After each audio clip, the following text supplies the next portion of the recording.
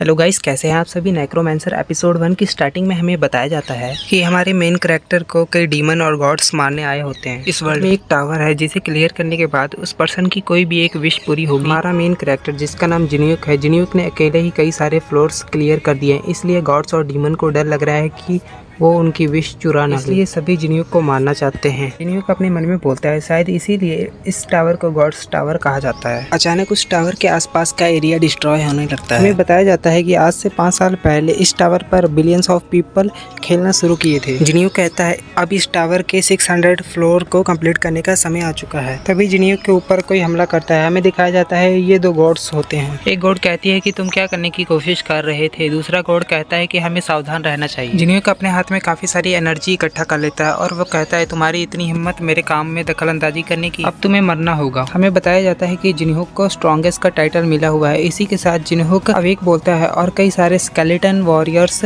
जमीन से निकलने लगते हैं। जिन्यूक अपनी नेक्रोमैंसर स्किल को यूज करते हुए अपनी एक आर्मी बना लेता है। जिन्यूक बोलता है मैं इन सभी समन किए हुए बीस्ट को तुम्हें मारने के लिए यूज करूंगा। इसी के साथ जिन्यूक और गॉड्स की फाइट शुरू हो जाती है। गॉड अपनी मैजिकल बुक की मदद से एक फॉर्मेशन एक्टिवेट कर लेता है।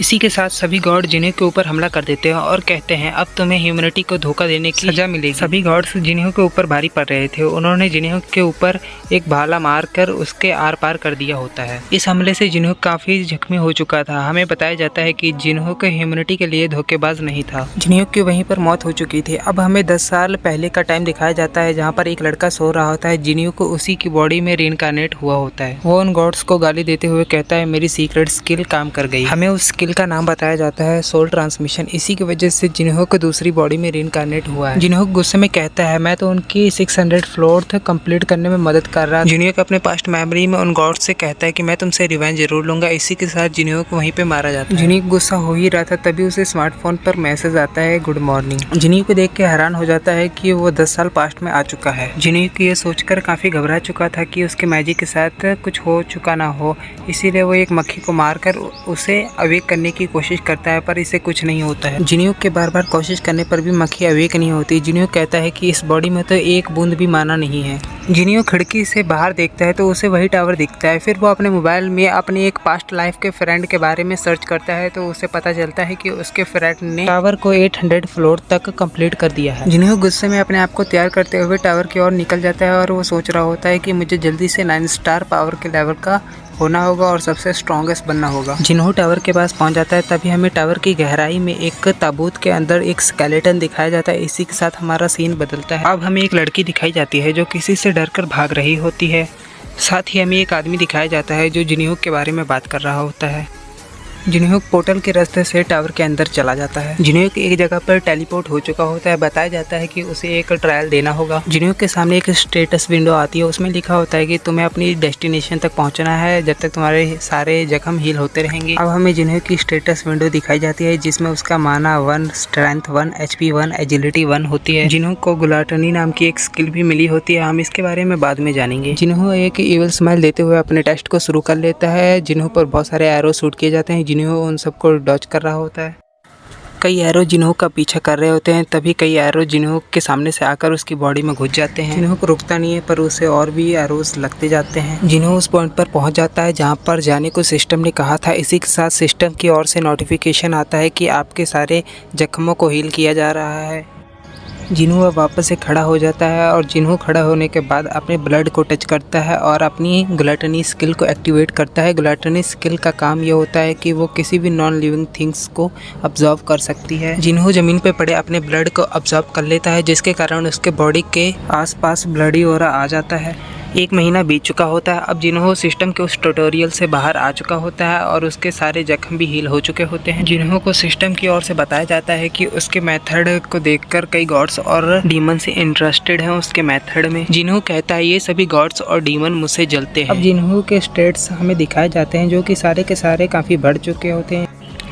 स्ट्रेंथ 11+7 हो चुकी होती है, HP 14+9, एजिलिटी 14+9, इंटेलिजेंस 10+6, माना 15+10 हो चुका होता है। सिस्टम की ओर से जिन्हों को ऑलराउंडर की स्किल मिलती है, यानी कि अब वो कोई भी जिन्हों एक माना यूजर है पर फिर भी वो कॉम्बैट फाइटिंग और टेक्निक्स में पूरी तरह अच्छा रहेगा। ये जानकर जिन्हों काफी खुश हो रहा था कि अब वो सबसे ज्यादा स्ट्रॉन्गेस्ट बनने के लिए एक कदम आगे पहुंच चुका है। जिन्हों पोर्टल की मदद से नेक्स्ट रूम में चला जाता है, जिस रूम का नाम होता है चॉइस ऑफ रूम। हम यहाँ पर किसी भी टाइप के वेपन्स को चूज कर सकते हैं मॉन्स्टर से लड़ने के लिए। जिन्हों एक बो को चूज कर लेता है और साथ ही उसके सामने कई सारे टारगेट आ जाते हैं। जिन्हों एरो शूट करने के लिए एक स्टेंस ले लेता है और एरो को लोड करते हुए 3 एरो एक साथ शूट करता है जो कि सीधे टारगेट पे लगते हैं। जिन्हों के सामने और भी टारगेट आ जाते हैं जो मॉन्स्टर की तरह होते हैं। जिन्हों उन्हें देख के कहता है मुझे इनसे फर्क नहीं पड़ता है। जिन्हों उन सभी मॉन्स्टर को मारते हुए एक बड़े मॉन्स्टर के ऊपर छलांग मारकर उससे भी मार देता है। अब जिन्हों पर सभी मॉन्स्टर भारी पड़ रहे थे, जिन्हों उनसे बचकर भाग रहा होता है। जिन्हों भागता हुआ एक मैजिकल स्टिक को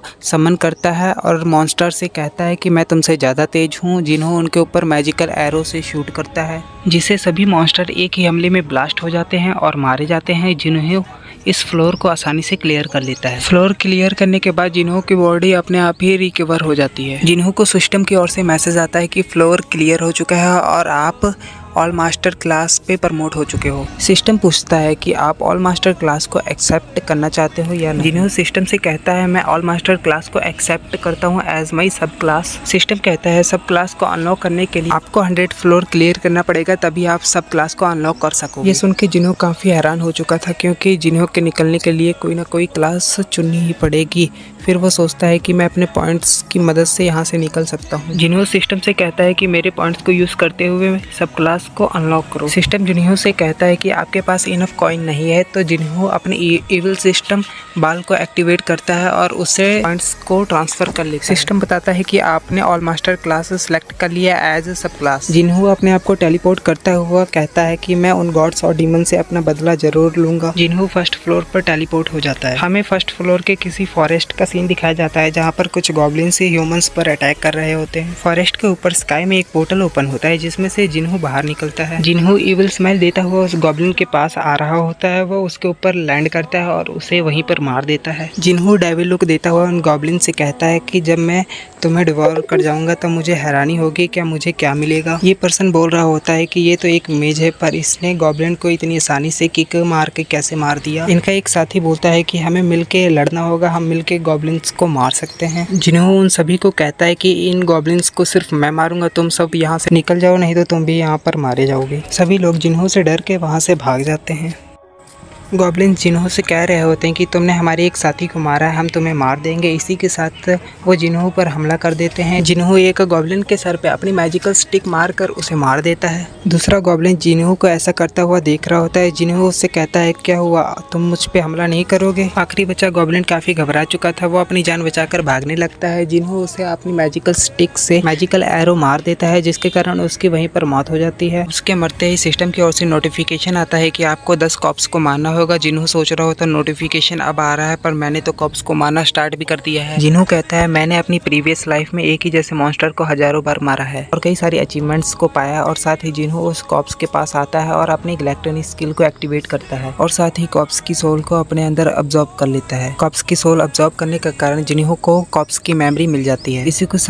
इसी के साथ जिन्हों कॉप्स की लैंग्वेज समझ पाता है और जिन्हों के सामने स्टेटस विंडो ओपन होती है। हमें पता चलता है कि कॉप्स की सोल अब्जॉर्ब करने के कारण जिन्हों की स्टैट्स काफी बढ़ चुके होते हैं। जिन्हों कहता है मेरी पावर उतनी है जितनी की 10th फ्लोर पर होनी चाहिए। जिन्हों को कॉप्स की मेमोरी का विजन आता है कि कॉप्स ने कई लोगों को बंदी बना रखा हुआ है और हमें कॉप्स किंग को भी दिखाया जाता है। अब जिन्हों अवेक बोलता है और जिन्हों के अवेक बोलते ही जिन कॉप्स को जिन्हों ने मारा था वो एनर्जी में ढक जाते हैं और जिन्हों अपनी नेक्रोमेंसल स्किल के मदद से उन्हें जिंदा कर देता है और उन्हें अपनी आर्मी के स्केलेटन वॉरियर बना देता है। जिन्हों को सिस्टम की ओर से नोटिफिकेशन आता है कि कांग्रेचुलेशन, आपकी मेन स्किल नेक्रोमेंसर हो चुकी है। जिन्हों अपने वॉरियर्स के सामने खड़ा होकर कहता है कि मेरी पास्ट मेमोरी होने के कारण मुझे क्लास बदलने में कोई दिक्कत नहीं हुई। जिन्हों कहता है पर मुझे इतने से सर्टिफिकेशन नहीं मिली, मेरे को फर्स्ट फ्लोर पे जाना है हिडन क्वेस्ट पूरी करने। जिन्हों का स्केलेटन मॉन्स्टर कॉप्स की ओर देख रहा होता है। जिन्हों उसे देखकर कहता है कि जाओ, तुम्हें जो भी दिखता है उसे मार दो।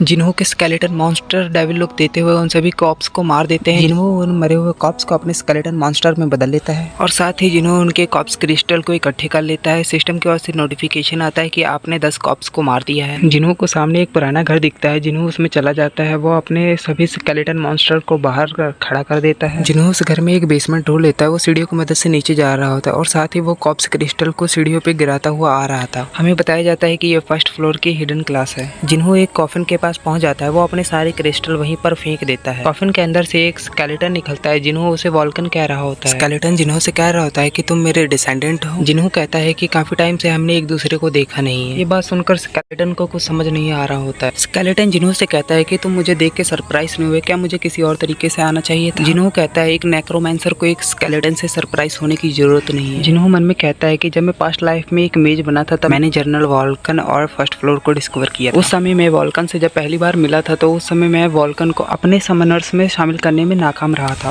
प्रेजेंट टाइम में वॉल्कन जिन्हों से कहता है कि मुझे तुम पसंद आए। वॉल्कन को पता नहीं होता है कि जिन्हों आखिर है कौन। वॉल्कन जिन्हों से कहता है कि तुम्हारा बिहेवियर काफी अच्छा है, उस जैसा है जिससे मैं 10 साल पहले मिला हुआ था। और फिर वॉल्कन उसे गाली देता है। जिन्हों को ये सुन के काफी गुस्सा आ रहा था, क्योंकि वो उसके पास्ट लाइफ के बारे में ही बात कर रहा था। वॉल्कन को लग रहा होता है जिन्हों उसका डिसेंडेंट बन चुका है, इसलिए वॉल्कन जिन्हों को तेजी से क्लास चेंज करने के लिए सिखा रहा होता है। वो जिन्हों से कहता है कि तुम्हें क्लास चेंज करने के लिए 10th फ्लोर क्लियर करना होगा। वॉल्कन जिन्हों से कहता है कि स्पिरिट मास्टर क्लास के ऊपर नेक्रोमैंसर रैंक आता है, पर तुम्हें स्पिरिट क्लास चेंज करने के लिए पहले सेकंड क्लास चेंज करना पड़ेगा। ऐसा सिर्फ 10th फ्लोर पे ही होता है। ये सुनकर जिन्हों वॉल्कन को अपनी स्टेटस विंडो दिखाता है। वॉल्कन ये देख के हैरान हो जाता है कि जिन्हों पहले से नेक्रोमैंसर रैंक पर है। वॉल्कन अपनी आंखें चमकाते हुए जिन्हों से कहता है कि तुमने अपनी क्लास चेंज कर ली, वो भी बिना 10th फ्लोर पे जाए हुए। तुम तो एक अमेजिंग टैलेंट। जिन्हों कहता है कि क्या तुम मेरी क्लास चेंज नहीं कर सकते हो। वॉल्कन कहता है कि नहीं, ऐसा नहीं है। अब स्पिरिट मास्टर वॉल्कन अपनी पावर रिलीज कर रहा होता है। वो सारी पावर जिन्हों की ओर जा रही होती है। जिन्हों उसे ऑब्जर्व कर रहा होता है और एक पिराना को पढ़ रहा होता है। जिन्हों कहता है एक लंबा टाइम बीत चुका है इस टावर को अर्थ पर अपीयर हुए। जिन्हों हमें एक पर्सन के बारे में बताता है जो एक क्लाइंबर होता है। क्लाइंबर यानी कि जो टावर के फ्लोर्स को क्लियर करते थे। वो सबसे ज्यादा स्ट्रॉन्गेस्ट नेक्रोमैंसर था। उसका मानना था कि हमारे समनर्स में बोन्स के अलावा स्किन भी हो, तब भी वो काफी नहीं होगा स्ट्रॉन्गेस्ट के लिए। फिर उसने स्केलेटन्स को समन करने के लिए एक अलग ही तरीका ढूंढा। वो होता है सोल समनर। हम किसी भी मरे हुए पर्सन की बॉडी से उसकी सोल को एक्सट्रैक्ट कर सकते हैं। सोल समनर को उसके अलावा कोई और एक्सेस नहीं कर सकता था। फिर एक समय उसे सक्सेस मिली और उसने सोल समनर को स्पिरिट मास्टर में कन्वर्ट कर दिया, जिसमें हम स्पिरिट्स को समन कर सकते हैं। स्पिरिट मास्टर क्लास को एक्सेस करने वाला वो एक लोता था, पर उसकी ओल्ड बॉडी उसको जवाब दे चुकी। यही उसकी आखिरी लिमिट्स थी। फिर उसने अपने आप को एक अरे फॉर्मेशन की मदद से और नेक्रोमैंसर स्किल की मदद से अपने आप को एक लीच में कन्वर्ट कर लिया। वॉल्कन जिनकी इतनी फास्ट प्रोग्रेस को देख के कहता है वो ये मेथड तुम्हारे लिए काफी बेनिफिशियल रहा। इसकी मदद से तुम स्पिरिट मास्टर के 3rd लेवल पे प्रमोट हो चुके हो। वॉल्कन जिनसे बोलता है अब तुम अपने समनर से बात भी कर सकते हो। जिन इसके लिए एक डेविल स्माइल देता हुआ वॉल्कन को शुक्रिया कहता है। हमें बताया जाता है कि जिन आप किसी भी डेड पर्सन को अपनी सोल में कन्वर्ट कर सकता है। जिन कहता है कि क्यों ना तुमसे ही पहली शुरुआत की जाए। वॉल्कन को कुछ समझ नहीं आ रहा था। उसे लग रहा था कि जिन्हों उसका डिसेंडेंट है। वो जिन्हों से कहता है कि तुम्हें अब टावर में जाकर आगे के फ्लोर्स क्लियर करने होंगे और मेरा नाम रोशन करना होगा। जिन्हों वॉल्कन से कहता है क्या तुम्हें कुछ समझ नहीं आ रहा। जिन्हों के ऐसा कहते ही वॉल्कन को सब कुछ समझ आ जाता है। वो कहता है कि तुम्हारी इतनी हिम्मत मुझ जैसे जनरल के साथ ऐसा करने की। जिन्हों और वॉल्कन अपनी अपनी पावर रिलीज कर रहे थे और वो फाइट करने के लिए तैयार हो जाते हैं। जिन्हों सोल कलेक्शन स्किल को वॉल्कन पर यूज कर देता है, जो कि उसने वॉल्कन से ही सीखी होती है। इससे वॉल्कन की बॉडी से उसकी सोल बाहर एक्सट्रैक्ट होने लगती है।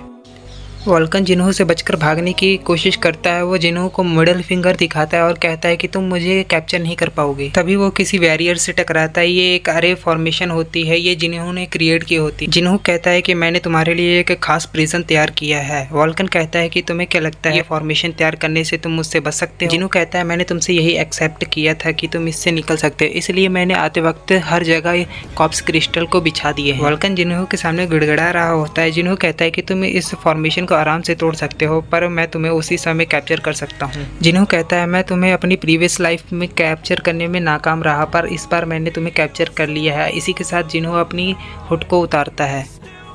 जिन्हों को पूरी तरह देख के वॉल्कन समझ जाता है कि ये नेक्रोमैंसर चार्ज इन्वोक है। इसी के साथ जिन्हों सोल कलेक्ट कहता है। विलियम कहता है कि ऐसा मत करो, पर जिन्हों उसकी सोल को अपने अंदर कलेक्ट कर लेता है। विलियम का बस स्केलेटन ही बचता है, उसके अंदर कोई भी माना पावर नहीं बची होती है। जिन्हों विलियम से कहता है कि तुम्हें अपसेट होने की जरूरत नहीं है। इसी के साथ जिन्हों सीक्रेट बेसमेंट से फॉरेस्ट में आ जाता है। जिन्हों के पास दोनों सिस्टम अपीयर होते हैं और उसमें लिखा होता है कि गॉड्स तुम्हारी क्लास को जानने के लिए काफी ज्यादा क्यूरियस है। जिन्हों अपने सभी स्केलेटन वॉरियर्स के पास आ चुका होता है और वो कहता है कि मुझे लगता है कि मुझे स्केलेटन वॉरियर्स की जरूरत नहीं है। जिन्हों अपने हाथ को उठाता है और उसी के साथ अपने हाथ की मुट्ठी को बंद करता है और उसके सारे स्केलेटन वॉरियर्स डिस्ट्रॉय हो जाते हैं। जिन्हों अपनी एनर्जी को फोकस करता है और एक बॉल के रूप में कंडेंस करता है और इसी के साथ वो अपने स्पिरिट बीस्ट को समन कर लेता है। जिन्हों कहता है मुझे लगता है कि मेरे स्पिरिट बीस्ट मुझसे बात नहीं कर सकते हैं। जिन्हों को पीछे से कोई गाली देता है। हमें बताया जाता है कि ये वल्कन ही है जो कि अपनी ह्यूमन फॉर्म में आ चुका है। जिन्हों कहता है फर्स्ट स्ट्रॉन्गेस्ट नेक्रोमैंसर, तुम तो काफी सुंदर दिखते हो। वल्कन अपनी पावर को रिलीज करता हुआ कहता है कि मैं तुम्हें जाने नहीं दूंगा, तुमने फर्स्ट स्पिरिट मास्टर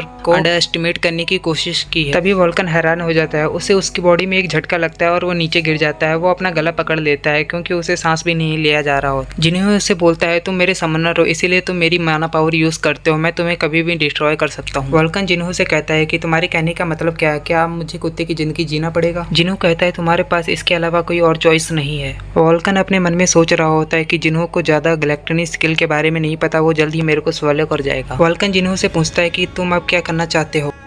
जिन्हों कहता है कि मैं उस कैसल में जाकर कॉप्स किंग को खत्म करना चाहता हूँ। अब हमें कैसल के बाहर दो गार्ड्स को दिखाया जाता है जो कि कैसल को गार्ड कर रहे होते हैं। वहीं पर जिन्हों आ जाता है। कॉप्स जिन्हों से कुछ कह रहे होते हैं। जिन्हों अपने सोल वॉरियर्स को निकाल लेता है। जिन्हों एक इवल स्माइल देते हुए उन सभी सोल वॉरियर्स को कॉप्स को मारने के लिए भेज देता है। सभी सोल वॉरियर्स कॉप्स को मार देते हैं। कैसल के ऊपर और भी कॉप्स आ जाते हैं। वो सभी जिन्हों के ऊपर हमला कर देते हैं। जिन्हों जमीन से एक भाला उठा लेता है और उन सभी से फाइट करने लगता है। अब हमें कॉप्स किंग दिखाया जाता है जो कि कह रहा होता है कि बलि देने की तैयारी कर। जिन्हों ने सभी कॉप्स के ऊपर हमला कर दिया होता है। वो अपनी स्पिरिट आर्मी की मदद से सभी कॉप्स को मार रहा होता है। जिन्हों एक कॉप्स की गर्दन को पकड़ लेता है और उसके सर को हिलाते हुए उसकी गर्दन तोड़ देता है। कई कॉप्स जिन्हों के ऊपर पीछे से हमला करते हैं पर जिन्हों के स्पिरिट मॉन्स्टर उन्हें पीछे से मार देते हैं। जिन्हों एक स्वॉर्ड को उठाता है और एक खतरनाक स्टैंस लेते हुए कई सारे कॉप्स को एक ही बार में काट देता है। जिन्हों को कॉप्स किंग का ऑरा महसूस होता है। जिन्हों कहता है कि मैं उसके काफी नजदीक हूँ। जिन्हों अपने स्पिरिट बीस्ट को लेकर कॉप्स किंग के और बढ़ने लगता है। हमें कॉप्स किंग दिखाया जाता है जो किसी की बॉडी में खंजर भोंक रहा होता है। वो कह रहा होता है कि ये सैक्रिफाइस के लिए काफी नहीं है। Corpse king glory of the death observing demon को ये सारी बलि चढ़ा रहा होता है। कॉप्स किंग के पास कुछ और कॉप्स आते हैं। वो कहते हैं कि हम और सैक्रिफाइस लेके आ चुके हैं। कॉप्स किंग एक लड़की के बलि देने के बारे में कह रहा होता है जो कि एक ह्यूमन और डॉग की मिक्सचर होती है। ये एक लेजेंडरी स्पीशीज होती है जिसे डॉकेवी कहते हैं और ये 100 फ्लोर से नीचे नहीं पाई जाती है। कॉप्स किंग कहता है कि तुम यहाँ पर क्या कर रही हो, तुम ह्यूमन से ज्यादा बेटर सैक्रिफाइस होने वाली हो। तभी कॉप्स किंग के हाथों में कोई अटैक करता है। ये जिन्हों होता है जिसने अपनी स्वॉर्ड कॉप्स किंग के ऊपर फेंक रखी होती है। जिन्हों कहता है तुम यहाँ पर हो, तुम ह्यूमंस का सैक्रिफाइस देकर किसी को समन करने की कोशिश कर रहे हो, पर मैं अब तुम्हें बता दूं कि अब तुम ऐसा करने में फेल होने वाले हो। हमें एक पास्ट सीन दिखाया जाता है जिसमें वल्कन जिन्हों से कह रहा होता है कि मैं टावर चढ़ने में तुम्हारी मदद करूंगा और तुम्हारे साथ ही चलता रहूंगा। Corpse king death observing demon से कहता है कि मुझे स्ट्रेंथ दो। जिन्हों डेथ ऑब्जर्विंग डीमन का नाम सुनकर हैरान हो जाता है। कॉप्स किंग उस लड़की को ऊपर कॉप्स स्पीयर से अटैक कर देता है जो कि सीधा उस लड़की की ओर बढ़ रहा होता है। अचानक उस लड़की का पैर जमीन में अटक जाता है और वो जमीन पर गिर जाती है। वो कहती है कि मुझे यहाँ पर नहीं मरना है। तभी जिन्हों अपने टॉप स्पीड के साथ उस लड़की की ओर बढ़ता है। वो कॉप्स किंग के अटैक को एक पंच मार के डिस्ट्रॉय कर देता है। कॉप्स किंग कहता है कि मेरा अटैक। जिन्हों कॉप्स किंग से कहता है कि क्या तुम बस इतना ही कर सकते हो। वो लड़की जिन्हों से शुक्रिया कहती है उसे बचाने के लिए। जिन्हों कहता है कि कोई बात नहीं, अब जल्दी से तुम यहाँ से चली जाओ। जिन्हों तभी उसे गौर से देखता है तो उसे पता चलता है कि ये तो एक डॉकेवी है। जिन्हों हमें बताता है कि ये स्पीशीज बहुत ही पावरफुल है। जिन्हों उसके सींग को देख के बोलता है कि ये अभी एक अडल्ट डॉकेवी नहीं है। जिन्हों अपने मन में कहता है कि मुझे इससे बाद में और इन्फॉर्मेशन मिल सकती है। कॉप्स किंग जिन्हों से कहता है कि तुम्हारी इंटरफेयर करने की हिम्मत भी कैसे हुई मेरी सैक्रिफाइस देते हुए। जिन्हों उस लड़की से कहता है कि तुम जाके कहीं छुप जाओ, नहीं तो यहाँ पर तुम्हारी लाइफ को खतरा है। वो लड़की वहाँ से चली जाती है। कॉप्स किंग अपने पावर को रिलीज करते हुए दो कॉप्स को कॉप्स बम में तब्दील कर लेता है। उन कॉप्स की बॉडी फूलने लगती है और साथ ही उनकी बॉडी में क्रैक पड़ने लगते हैं। इसी के साथ वो कॉप्स की बॉडी ब्लास्ट हो जाती है। जिन्हों उन धमाकों से बचता हुआ कॉप्स किंग की ओर आ रहा होता है। वो कहता है कि तुम तो बहुत स्लो हो। वो इसी के साथ अपना एक पंच रेडी करता है और कॉप्स किंग के ऊपर मारता है। इसी के साथ जिन्हों कॉप्स किंग के जबड़े पर एक जबरदस्त पंच मारता है। जिन्हों कॉप्स किंग से कहता है तुम तो माना को कंट्रोल करने में बिल्कुल ही अनाड़ी हो। जिन्हों का पंच लगने के कारण कॉप्स किंग काफी दूर उड़ता हुआ जा रहा होता है। वो कह रहा होता है कि फर्स्ट फ्लोर का क्लाइंबर इतना ज्यादा पावरफुल कैसे हो सकता है। जिन्हों अपनी स्पीड को यूज करते हुए कॉप्स किंग के पास आ जाता है। वो कहता है कि मैंने अभी तो स्टार्ट किया है। कॉप्स किंग जिन्हों को देख के काफी घबरा चुका होता है। वो कहता है death observing demon.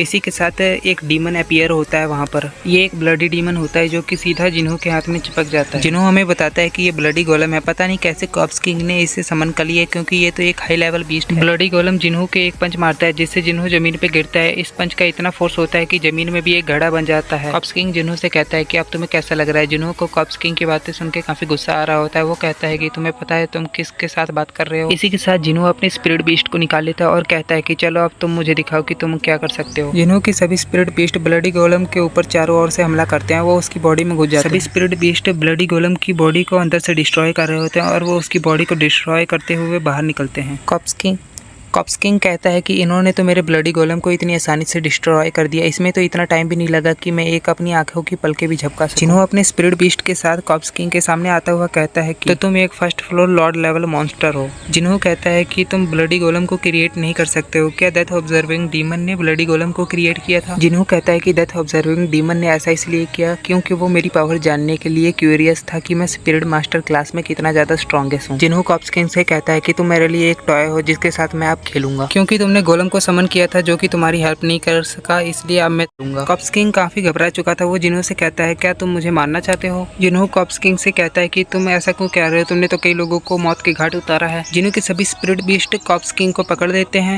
Cops king कह रहा होता है तुम मुझे जाने दो, क्या तुम मुझे जानते नहीं, मैं तुम्हारा किंग हूँ। जिन्हों कह रहा होता है कि तुम्हारे खेलने का समय खत्म हुआ क्योंकि ये सब तुम्हारी ही करामात है। जिन्हों कॉप्स किंग से कहता है कि तुम मुझे सबसे ऊपर जाने के लिए एक कदम मदद करोगे। सिस्टम की ओर से मैसेज आता है कि डेथ ऑब्जर्विंग डीमन को ये सब काफी पसंद आया है। जिन्हों अपनी मुट्ठी बंद करता है। इसी के साथ हमें ब्लड ही ब्लड दिखाया जाता है। अब हमें कॉप्स किंग के पांव दिखाए जाते हैं जो कि हवा में लटके होते हैं। कॉप्स किंग नीचे बैठा होता है। जिन्हों कहता है कि क्या तुम अभी भी जिंदा हो? इसी के साथ जिन्हों अपनी सोल कलेक्ट स्किल को यूज करते हुए कॉप्स किंग की सोल को बाहर निकाल लेता है। कॉप्स किंग सोल फॉर्म में जिन्हों से कहता है कि तुम आखिर क्या करने की कोशिश कर रहे हो? जिन्हों कहता है कि तुम्हारा अभी काम यहाँ पर खत्म नहीं हुआ है। जिन्हों कॉप्स किंग की सोल को एक बॉल के रूप में बना लेता है। वो कहता है कि नेक्रोमैंसर के लिए ये तो एक बेसिक स्किल है और हम इन सोल्स को मेडिसिन के रूप में भी यूज कर सकते हैं। जिन्हों अपने मुंह को खोलता हुआ कहता है कि अब कुछ खाने का समय है। जिन्हों ये देख के हैरान हो जाता है कि कॉप्स सोल को ऑब्जर्व करने के बाद उसके सभी स्टैट्स 1 पॉइंट के हिसाब से अप हो चुके होते हैं। जिन्हों का ध्यान उस लड़की की ओर जाता है जो कि उसे थैंक्स कह रही होती है। वो लड़की जिन्हों को अपना नाम बताती है कि मेरा नाम हारू है। जिन्हों हारू से कहता है कि तुम्हें चिंता करने की कोई जरूरत नहीं है, मैं तो बस यहाँ पर कॉप्स किंग को खत्म करने आया था। हारू कहती है कि पर तुमने मेरी जान बचाई है। जिन्हों कहता है कि मैं कोई बुरा पर्सन नहीं हूँ कि मैं तुम्हें मार दूंगा या फिर किसी को तुम्हें बेच दूंगा। हारू अपने मन में कहती है कि अगर ये कुछ ऐसा करने की कोशिश करेगा तो मैं इसे उसी समय हैंडल कर लूंगी। जिन्हों कहता है कि मैंने तुम्हारी जान बचा के तुम्हारे ऊपर एक फेवर किया है तो तुम क्या मेरे एक क्वेश्चन का जवाब दोगे? जैसा कि हम सबको पता है कि तुम एक डकैती हो तो तुम 100 फ्लोर से लोअर फ्लोर पे क्या कर रही हो? हारू बोलती है कि 100 फ्लोर पे किसी ने आकर हमारे विलेज को डिस्ट्रॉय कर दिया है। जिन्हों ये सुन के काफी हैरान हो जाता है। वो सोचता है कि ये तो काफी स्ट्रॉन्गेस्ट स्पीसीज है। जहाँ पर ये मौजूद होते हैं वहाँ पर तो क्लाइंब करना भी बहुत मुश्किल होता है। जिन्हों अपने मन में कहता है ये तो 4 ग्रेटेस्ट स्पीसीज में से एक है। अब हमें उन 4 ग्रेटेस्ट स्पीसीज के बारे में बताया जाता है जिनमें से एक होती है कोलिशियस ऑफ जायंट्स जो कि बहुत पावरफुल होती है। Second species magic dragon, third species master of demonic energy, fourth species the wings of angels. ये चारों स्पीसीज द्वारा ही इस टावर पर सारा कुछ कंट्रोल किया जाता है। जिन्हों सोच रहा होता है कि डकबाई भी 4th स्पीसीज में से ही ताल्लुक रखती है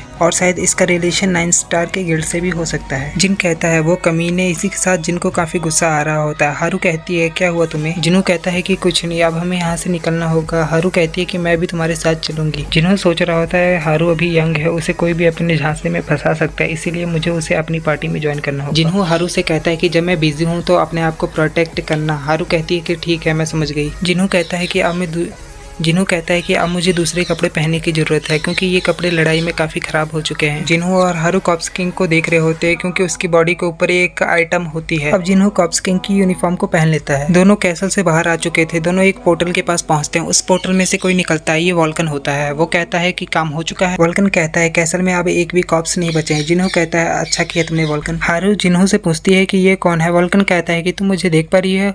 अब हमें जिन्हों बताता है कि वॉल्कन क्योंकि एक स्पिरिट ह्यूमन है इसलिए उसे कोई और देख नहीं सकता है। जिन्हों के पास सिस्टम की ओर से नोटिफिकेशन आता है कि आपको एक क्वेस्ट मिली है कि कॉप्स किंग के मरने के बाद कॉप्स की आर्मी आ रही है, क्या आप इनसे फाइट करना चाहते हो? वॉल्कन और हारू कहते हैं क्या एक मॉन्स्टर वेव, क्या तुम ये तो नहीं चाहते हो कि तुम इसे एक्सेप्ट करो? सिस्टम की ओर से नोटिफिकेशन आता है कि आपको डेथ ऑब्जर्विंग डीमन ने एक रिवॉर्ड दिया है जिसमें आपका रैंक कंट्रीब्यूशन में फर्स्ट हो चुका है। जिन्हों कहता है कि मैं इस रिवॉर्ड को बाद में देखूंगा। इसी के साथ जिन्हों मॉन्स्टर वेव से फाइट करने के लिए यस कर देता है। सभी फर्स्ट फ्लोर पर मौजूद ह्यूमंस को सिस्टम बॉटम की ओर से नोटिफिकेशन आता है कि मॉन्स्टर वेव आ रही है। वो सब काफी घबरा चुके होते हैं और कह रहे होते हैं कि हमें जल्दी से सेकंड फ्लोर जाना होगा। अब हमें स्काई में एक इलेक्ट्रिसिटी दिखाई जाती है, उसी के जरिए एक पोर्टल ओपन होता है, उसी में से सारी कॉप्स आर्मी आ रही होती है। फर्स्ट फ्लोर पे मौजूद सारे ह्यूमंस काफी घबरा चुके होते हैं। वो कहते हैं कि मॉन्स्टर वेव तो शुरू भी हो चुकी है। जिन्हों किसी टाइप की फॉर्मेशन की मदद से वहाँ पर अपीयर होता है। हमें पता चलता है कि जिन्हों को वहाँ पर लाने वाला वॉल्कन होता है, जो कि अपने हाथ में एक फॉर्मेशन ओपन कर रखा होता है। जिन्हों, हारू और वॉल्कन कॉप्स आर्मी की ओर जा रहे होते हैं। सभी ह्यूमंस कह रहे होते हैं कि मॉन्स्टर के फ्रंट साइड में मत जाओ। जिन्हों कॉप्स आर्मी के सामने खड़ा होता है। इसी के साथ वो अपने स्पिरिट बीस्ट की आर्मी को समन कर लेता है। अब जिन्हों की स्पिरिट बीस्ट की आर्मी और कॉप्स आर्मी एक दूसरे के आमने सामने जा रही होती है। फर्स्ट फ्लोर पे मौजूद बाकी लोग कह रहे होते हैं कि ये तो एक नेक्रोमेंसर है, पर ये फर्स्ट फ्लोर पे क्या कर रहा है। हारू जिन्हों से पूछती है क्या मुझे भी अब फाइट करना चाहिए। जिन्हों कहता है कि तुम्हें इतनी जल्दी नहीं करनी चाहिए। जिन्हों कहता है कि मुझे नहीं पता मेरी स्पिरिट आर्मी किसी भी कॉप्स को छोड़ेगी कि नहीं। हारू जिन्हों से कहती है कि तुम्हें चिंता करने की जरूरत नहीं है, मेरे पास एक प्लान है। इसी के साथ हारू अपनी पावर को रिलीज कर रही होती है। जिन्हों सोच रहा होता है कि इसके पास तो एक पॉकेट प्लान था। हारू एक स्वॉर्ड को एक पोर्टल की मदद से समन कर लेती है।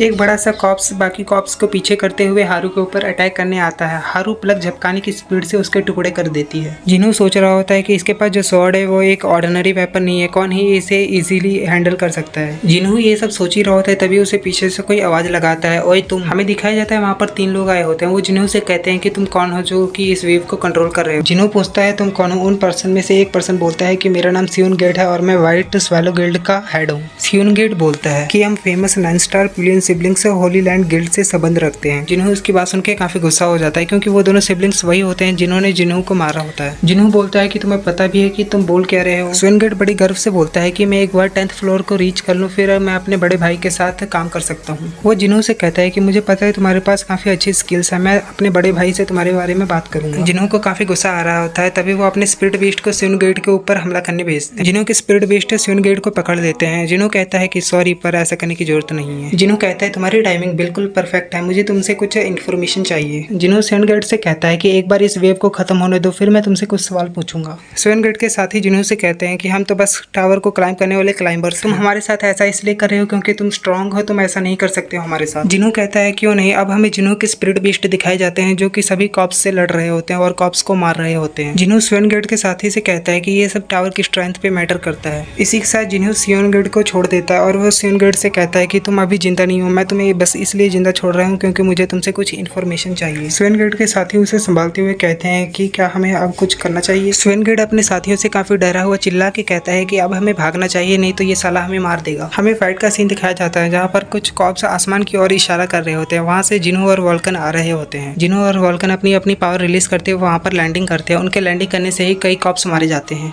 जिन्हों कहता है कि मैं अब फाइट करने जा रहा हूँ, क्या तुम इन कॉप्स को संभाल लोगे। वॉल्कन कहता है कि तुम तो मेरे बॉस की तरह बिहेव कर रहे हो। इसी के साथ दोनों अपनी नेक्रोमेंसर स्किल को यूज करते हुए कई सारे स्केलेटन वॉरियर्स को समन कर लेते हैं, जो कि कॉप्स के ऊपर सीधा अटैक कर देते हैं। सभी स्केलेटन वॉरियर्स कॉप्स को पकड़कर उनको खाना शुरू कर देते हैं। जिन्हों वॉल्कन से कहता है कि तुम्हारे स्केलेटन वॉरियर्स इन कॉप्स को मार तो देंगे। वॉल्कन कहता है कि तुम्हें मुझे बताने की जरूरत नहीं है। जिन्हों एक डेविल स्मेल देता हुआ उन सभी कॉप्स के ऊपर अटैक कर देता है। अब हमें हारू का सीन दिखाया जाता है, जो कि अपनी स्वॉर्ड की मदद से कॉप्स को काट रही होती है। वो कॉप्स को मारते मारते काफी थक चुकी थी। हारू के पीछे से कॉप्स हारू के ऊपर अटैक कर देता है। कॉप्स हारू के ऊपर अपने पंजे से अटैक कर उसे जख्मी कर देता है। अब हारू को उसके विलेज का विजन आता है। वो अपने विलेज को जलता हुआ देख रही होती है और अपने सभी कॉमरेड्स को मरता हुआ देख रही है। इसी के साथ हारू अपनी बची कुछ स्ट्रेंथ से कई कॉप्स को मार देती है और फिर वो अपने घुटने पे आ जाती है। हारू कहती है यही मेरी लिमिट है। तभी उसके पीछे एक धमाका होता है। वो कहती है कि अमेजिंग, ये कौन है। हारू अपने मन में सोच रही होती है कि ये तो जिन्हों है, पर ये फर्स्ट फ्लोर का क्लाइंबर होने के बावजूद इतना स्ट्रॉन्ग कैसे हो सकता है। वो कहती है मुझे इस इंसान के साथ मिलकर इस टावर को क्लाइंब करना होगा, क्योंकि मुझे अपने विलेज का रिवेंज भी लेना है। हारू के पीछे से एक कॉप्स हारू के ऊपर हमला करने वाला होता है। तभी उसकी गर्दन पे एक अटैक लगता है, जिसके कारण उसकी गर्दन उसके धड़ से अलग हो जाती है। हमें पता चलता है कि हारू को बचाने वाला कोई और नहीं वॉल्कन होता है। वो कहता है कि तुम बच्ची ठीक हो। हारू कांपते हुए अपनी बॉडी को खड़ी करने की कोशिश करती है। वॉल्कन सोच रहा होता है कि इसकी पावर पूरी खत्म हो चुकी है, फिर भी ये ऐसा क्यों कर रही है। हारू कहती है तुमने मेरी हेल्प क्यों की, मैं 100 फ्लोर से भाग के आई हूँ, इसलिए मेरे को किसी की भी हेल्प की जरूरत नहीं है।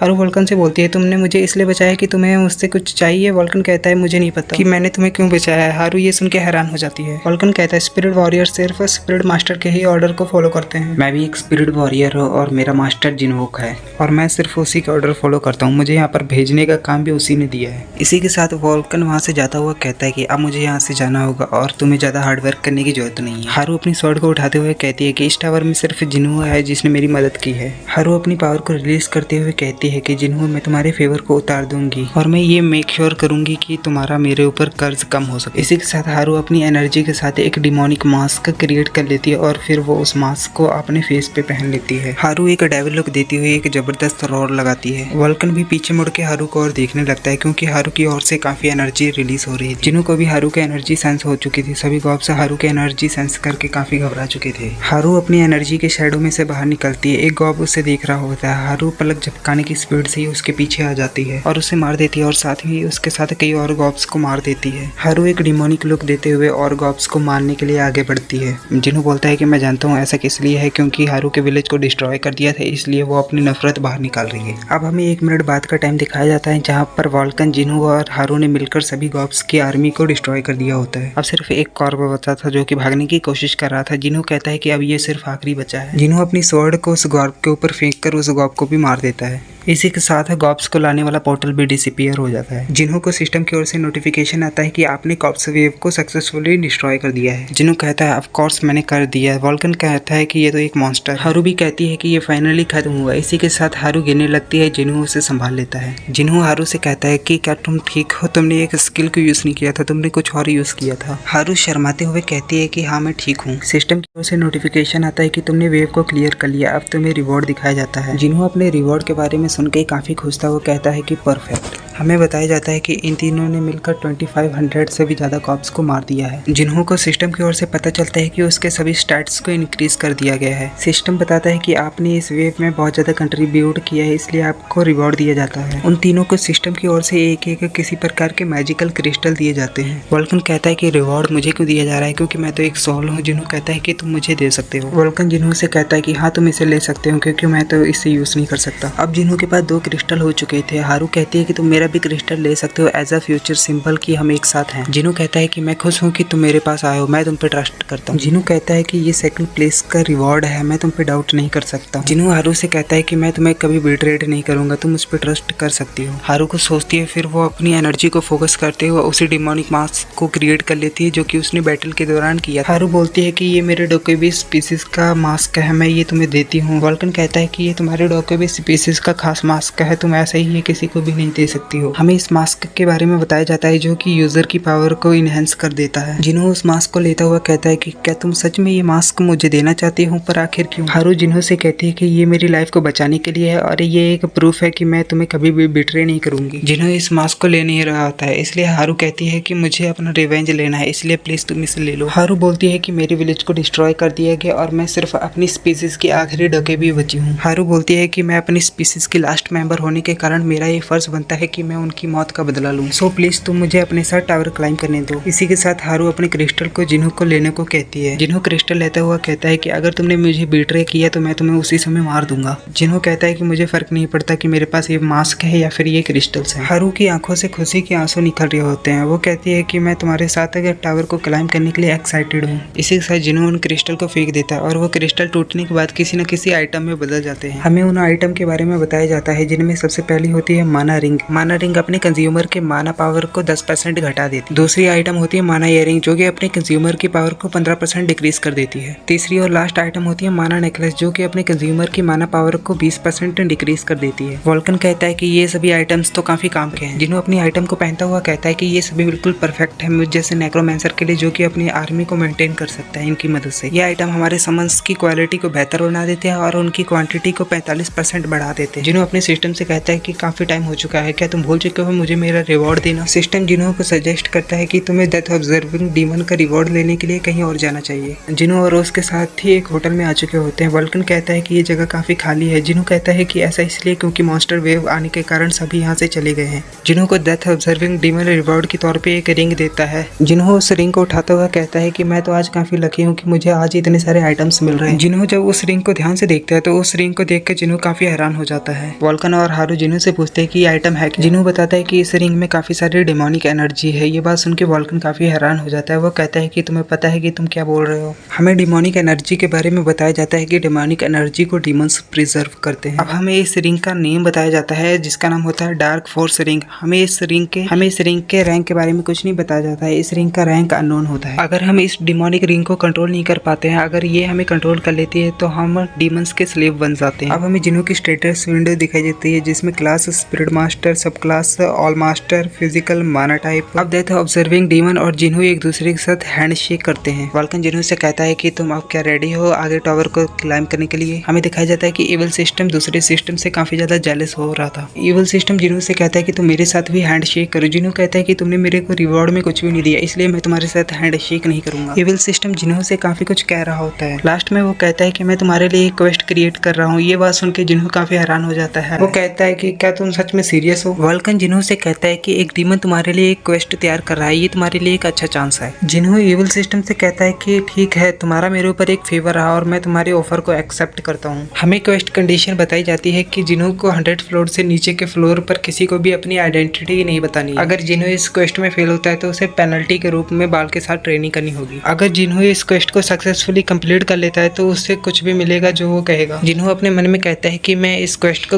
जिन्हों अपने मन में कहता है कि मैं इस चांस को गवा नहीं सकता है, फिर वो कहता है कि मैं तुम्हारी क्वेस्ट को एक्सेप्ट करता हूँ। इसी के साथ जिन्हों इवल सिस्टम के साथ हैंडशेक करता है। अब हमें एक रूम का सीन दिखाया जाता है। कोई कह रहा होता है कि तुम आखिर कहाँ जाने की कोशिश कर रहे हो, क्या तुम सेकंड फ्लोर पे जाने की कोशिश कर रहे हो। जिन्हों कहता है कि मैं उस बास्टर्ड स्वेन गेट के पास जा रहा हूँ कुछ इन्फॉर्मेशन हासिल करने के लिए। जिन्हों वॉल्कन से कहता है कि मुझे उसे पकड़ने के लिए तुम्हारी जरूरत है। वॉल्कन कहता है कि क्या तुम्हें पता नहीं है कि वो कहाँ पर है। जिन्हों बोलता है कि मैंने उसके पीछे एक स्पिरिट सोल्जर लगा दिया था, वो अभी भी फर्स्ट फ्लोर पे ही है। वॉल्कन स्वेन गेट के पास एक पोर्टल की मदद से चला जाता है। जिन्हों आरू से कहता है कि अब समय आ चुका है कि तुम मुझे इस मास्क के बारे में बताओ। आरू जिन्हों को कहती है कि ये डिमोनिक मास्क यूजर को डोकेबी की एबिलिटीज देता है। जिन्हों कहता है कि क्या इस मास्क के अंदर सुपरनेचुरल पावर्स मौजूद है। हारू कहती है कि हाँ, जैसे कि तुम मेरी सुपरनेचुरल पावर्स को इस मास्क की मदद से यूज कर सकते हो। जिन्हों कहता है कि ये मास्क बैटल के दौरान काफी काम आएगा। हारू कहती है हमारे विलेज में कई लोग हमारी एबिलिटीज को लेने आया करते थे। वो सभी हमारे एक एल्डर के पास जाया करते थे और कहते थे कि हमें ट्रेन करो फ्यूचर में आपकी एबिलिटीज को अपनाने के लिए। जिन्हों कहता है कि ओ ऐसा है क्या। हारू कहती है कि तुम मेरी एबिलिटीज को अपनाने के लिए बिल्कुल परफेक्ट हो। हारू कहती है कि मेरी एबिलिटीज बैटल फोरसाइड है जो कि सिर्फ बैटल्स में ही काम आती है। क्या मैं तुम्हारे लिए यूजफुल हूँ। ये बात सुनकर जिन्हों हारू को गले लगाते हुए कहता है कि ये तो बिल्कुल परफेक्ट है। हारू काफी शर्मा रही होती है। अब जिन्हों कहता है sword star, bow star, the great thief, the godly spear. जिन्हों कहता है कि ये स्किल उन चारों से लड़ने में मेरे को काफी हेल्प करेगी और मेरे पास एक चांस होगा कि मैं उन सभी को खत्म कर दूं। जिन्हों आरू को गले लगाए हुए कहता है कि तुम्हारा बहुत बहुत शुक्रिया। इवल सिस्टम वहाँ पर अपीयर होता है। वो कहता है कि क्या सीन है। इसी के साथ जिन्हों उस पर भड़क जाता है। वो कहता है तू स्टॉकर कहीं के यहाँ से निकल जा। पीछे हारू खड़ी शर्मा रही होती है। जिन्हों कहता है कि मुझे माफ कर देना। हारू कहती है कि ठीक है, मैं तुम्हारी मदद करूंगी। जिन्हों अपने हाथ में मास्क को पकड़ा हुआ कहता है कि मैं ये मेक श्योर करूंगा कि मैं इसकी कीमत उतार दूं। वो कहता है कि मैं तुम्हारा रिवेंज लेने में तुम्हारी मदद करूंगा। हारू जिन्हों के मुंह से ये बात सुनकर काफी खुश हो चुकी थी कि वो उसकी मदद करेगा। अब हमें वॉल्कन का सीन दिखाया जाता है जिसने स्वेन गेट को उसके मुंह से पकड़ा हुआ होता है। वो कहता है कि तुम्हारे फ्रेंड्स यहाँ पर पहले से भाग चुके हैं। वॉल्कन कहता है कि तुम्हें मारे बिना ये सब करना काफी मुश्किल है। पीछे से जिन्हों आ जाता है। वो कहता है कि अच्छा, तुमने इसे पहले ही मैनेज कर लिया। वॉल्कन जिन्हों को बताता है कि ये भागने की कोशिश कर रहा था। जिन्हों ये बात सुनकर अपनी स्वॉर्ड को निकालते हुए कहता है कि क्या ये सच में भागने की कोशिश कर रहा था। जिन्हों स्वॉर्ड को स्वेन गेट के पीछे दरख्त में घुसाता हुआ कहता है कि मैं तुम्हें तुम्हारी स्वॉर्ड वापस कर दूंगा तुम्हारे हाथ में घुसाकर, अगर तुम मेरे सवालों का जवाब नहीं देते हो तो। ये सभी इस पर डिपेंड करता है कि क्या तुम मेरे क्वेश्चन का सही जवाब देते हो। तो चलो सवाल पूछना शुरू करता हूँ। जिन्हों पूछता है कि तुम व्हाइट स्वैलो गिल्ड के बारे में क्या जानते हो। अब हमें कुछ समय बाद का सीन दिखाया जाता है जहाँ जिन्हों ने स्वेन गेट को छोड़ दिया होता है। स्वेन गेट भागता हुआ यहाँ से चला जाता है। वॉल्कन पूछता है कि तुमने इसे जाने क्यों दिया। जिन्हों कहता है कि मैं इसके व्हाइट स्वैलो गिल्ड को खत्म करना चाहता हूँ, इसलिए मैंने इसे जाने दिया। जिन्हों कहता है कि पता नहीं होली किंगडम के साथ कोई गिल्ड्स जुड़े होंगे कि नहीं, पर ये तो जाहिर है कि छोटे गिल्ड्स जरूर जुड़े होंगे। जिन्हों कहता है कि 10th फ्लोर से लेकर 200 फ्लोर तक छोटे गिल्ड्स के ही मेंबर होते हैं। जिन्हों कहता है कि कोई फर्क नहीं पड़ता है, कोई भी मेरे रास्ते में आएगा मैं उसे क्रश कर दूंगा। वॉल्कन कहता है कि ये काफी बोरिंग होने वाला है। जिन्हों कहता है कि ये सारा काम हमारे फेवर्स में ही है। हारू कहती है कि क्या तुम इविल सिस्टम की क्वेस्ट के बारे में बात कर रहे हो। जिन्हों अपने मन में सोच रहा होता है कि मैं उन सभी गिल्ड्स को खत्म कर दूंगा जिनका संबंध पिलियन सिबलिंग के साथ होगा जिन्होंने मुझे मारा था, और ये एक अच्छा चांस है इस सिस्टम की क्वेस्ट को पूरा करने का। अब हमें सेकंड फ्लोर के सेफ जोन को दिखाया जाता है। वहाँ पर कोई बोल रहा है कि क्या तुम ये कह रहे हो कि कुछ लोगों ने कॉप्स वेव को अकेले ही खत्म कर दिया है। दूसरा पर्सन बोलता है कि मुझे याद है वहाँ पर सिर्फ 3 ही लोग थे। वहाँ पर एक पोर्टल ओपन होता है। उस पोर्टल के जरिए जिन्हो, वॉल्कन और हारू अपीयर होते हैं। एक पर्सन बोलता है कि ये क्या है। वो जिन्हो को देख के ऐसा बोलता है क्योंकि जिन्हो ने हारू का दिया हुआ मास्क पहन रखा होता है। जिन्हो ने अपना नाम घोस्ट मास्क बताता है। वो सभी कह रहे होते हैं कि क्या तुमने इस वेव को क्लियर किया है, तुम हमें अपनी गिल्ड का नाम बताओ। जिन्हो अपने मन में सोच रहा होता है कि मैं यहाँ पर अपनी आइडेंटिटी नहीं बता सकता हूँ क्योंकि क्वेस्ट कंडीशन में लिखा था कि मैं 100 फ्लोर से नीचे किसी भी फ्लोर पर अपनी आइडेंटिटी रिवील नहीं कर सकता। जिन्हो कहता है कि मेरा नाम घोस्ट फेस है। इसी के साथ जिन्हो वहाँ से मुड़ जाता है। एक पर्सन अपने साथी से कहता है कि मुझे इसके बारे में एक्सप्लेन करो, पर उसके साथी को कुछ पता नहीं होता है जिन्हो के बारे में, तो वो कहता है कि तुम चुप करो। जिन्हो के पीछे से वो लोग बात कर रहे होते हैं कि टावर में अपनी आइडेंटिटी को छुपाना तो कॉमन सी बात है। मुझे लगता है कि ये घोस्ट फेस अपनी आइडेंटिटी को छुपाकर अटेंशन पाना चाहता है और न्यूज में आकर ये बताना चाहता है कि उसने अकेले ही इस वेव को क्लियर किया। जिन्हो वॉल्कन से कहता है कि अब हमें यहाँ से चलना चाहिए। वॉल्कन अपनी टेलीपोर्टेशन पावर की मदद से उन्हें टेलीपोर्ट कर देता है। सिस्टम की ओर से नोटिफिकेशन आता है कि वेलकम, आप 2nd फ्लोर पे आ चुके हो, आपको 10 कॉप्स को मारना होगा। जिन्हो वॉल्कन से कहता है कि तुम मेरी इस क्वेस्ट को संभाल लेना। वॉल्कन कहता है कि क्या तुम मुझसे कह रहे हो, क्या तुमने मुझे अपने इन कामों के लिए जिंदा किया। जिन्हो कहता है कि मेरे पास इतना टाइम नहीं है कि मैं इन कॉप्स को मार सकूं, मेरे को डिमोनिक एनर्जी पर एक्सपेरिमेंट करना है। वॉल्कन जाता हुआ जिन्हो से कहता है कि जब तक मैं वापस नहीं आ जाता तब तक मुझे नहीं लगता कि तुम डिमोनिक एनर्जी को यूज भी कर पाओगे। जिन्हो कहता है कि मैं बहुत एक्साइटेड हूँ डिमोनिक एनर्जी को यूज करने के लिए और मुझे लगता है कि मैं इसे यूज भी कर लूंगा। जिन्हो अपनी रिंग को एक्टिवेट करता हुआ कहता है कि चलो देखते हैं कि ये कैसे काम करता है क्योंकि ये 4th स्ट्रॉन्गेस्ट स्पीसीज में से एक है। जिन्हो उस रिंग की मदद से एक फायर क्रिएट कर लेता है। जिन्हो कहता है कि तो ये है डिमोनिक एनर्जी। तभी वहाँ पर एक कॉप्स आ जाता है जिसके मुंह से लाटे पक रही होती है। वो सोच रहा होता है कि मुझे यहाँ पर शिकार मिल चुका है। कॉप्स जिन्हो के ऊपर अटैक कर देता है। जिन्हो कह रहा होता है कि ये तो एक ग्रेट टाइमिंग है इस डिमोनिक एनर्जी को यूज करने के लिए। जिन्हो डिमोनिक एनर्जी को यूज करते हुए डिमोनिक एक्सप्लोजन नाम का एक अटैक क्रिएट कर लेता है जो कि वो कॉप्स के ऊपर फेंक देता है। कॉप्स इसे डॉज कर लेता है।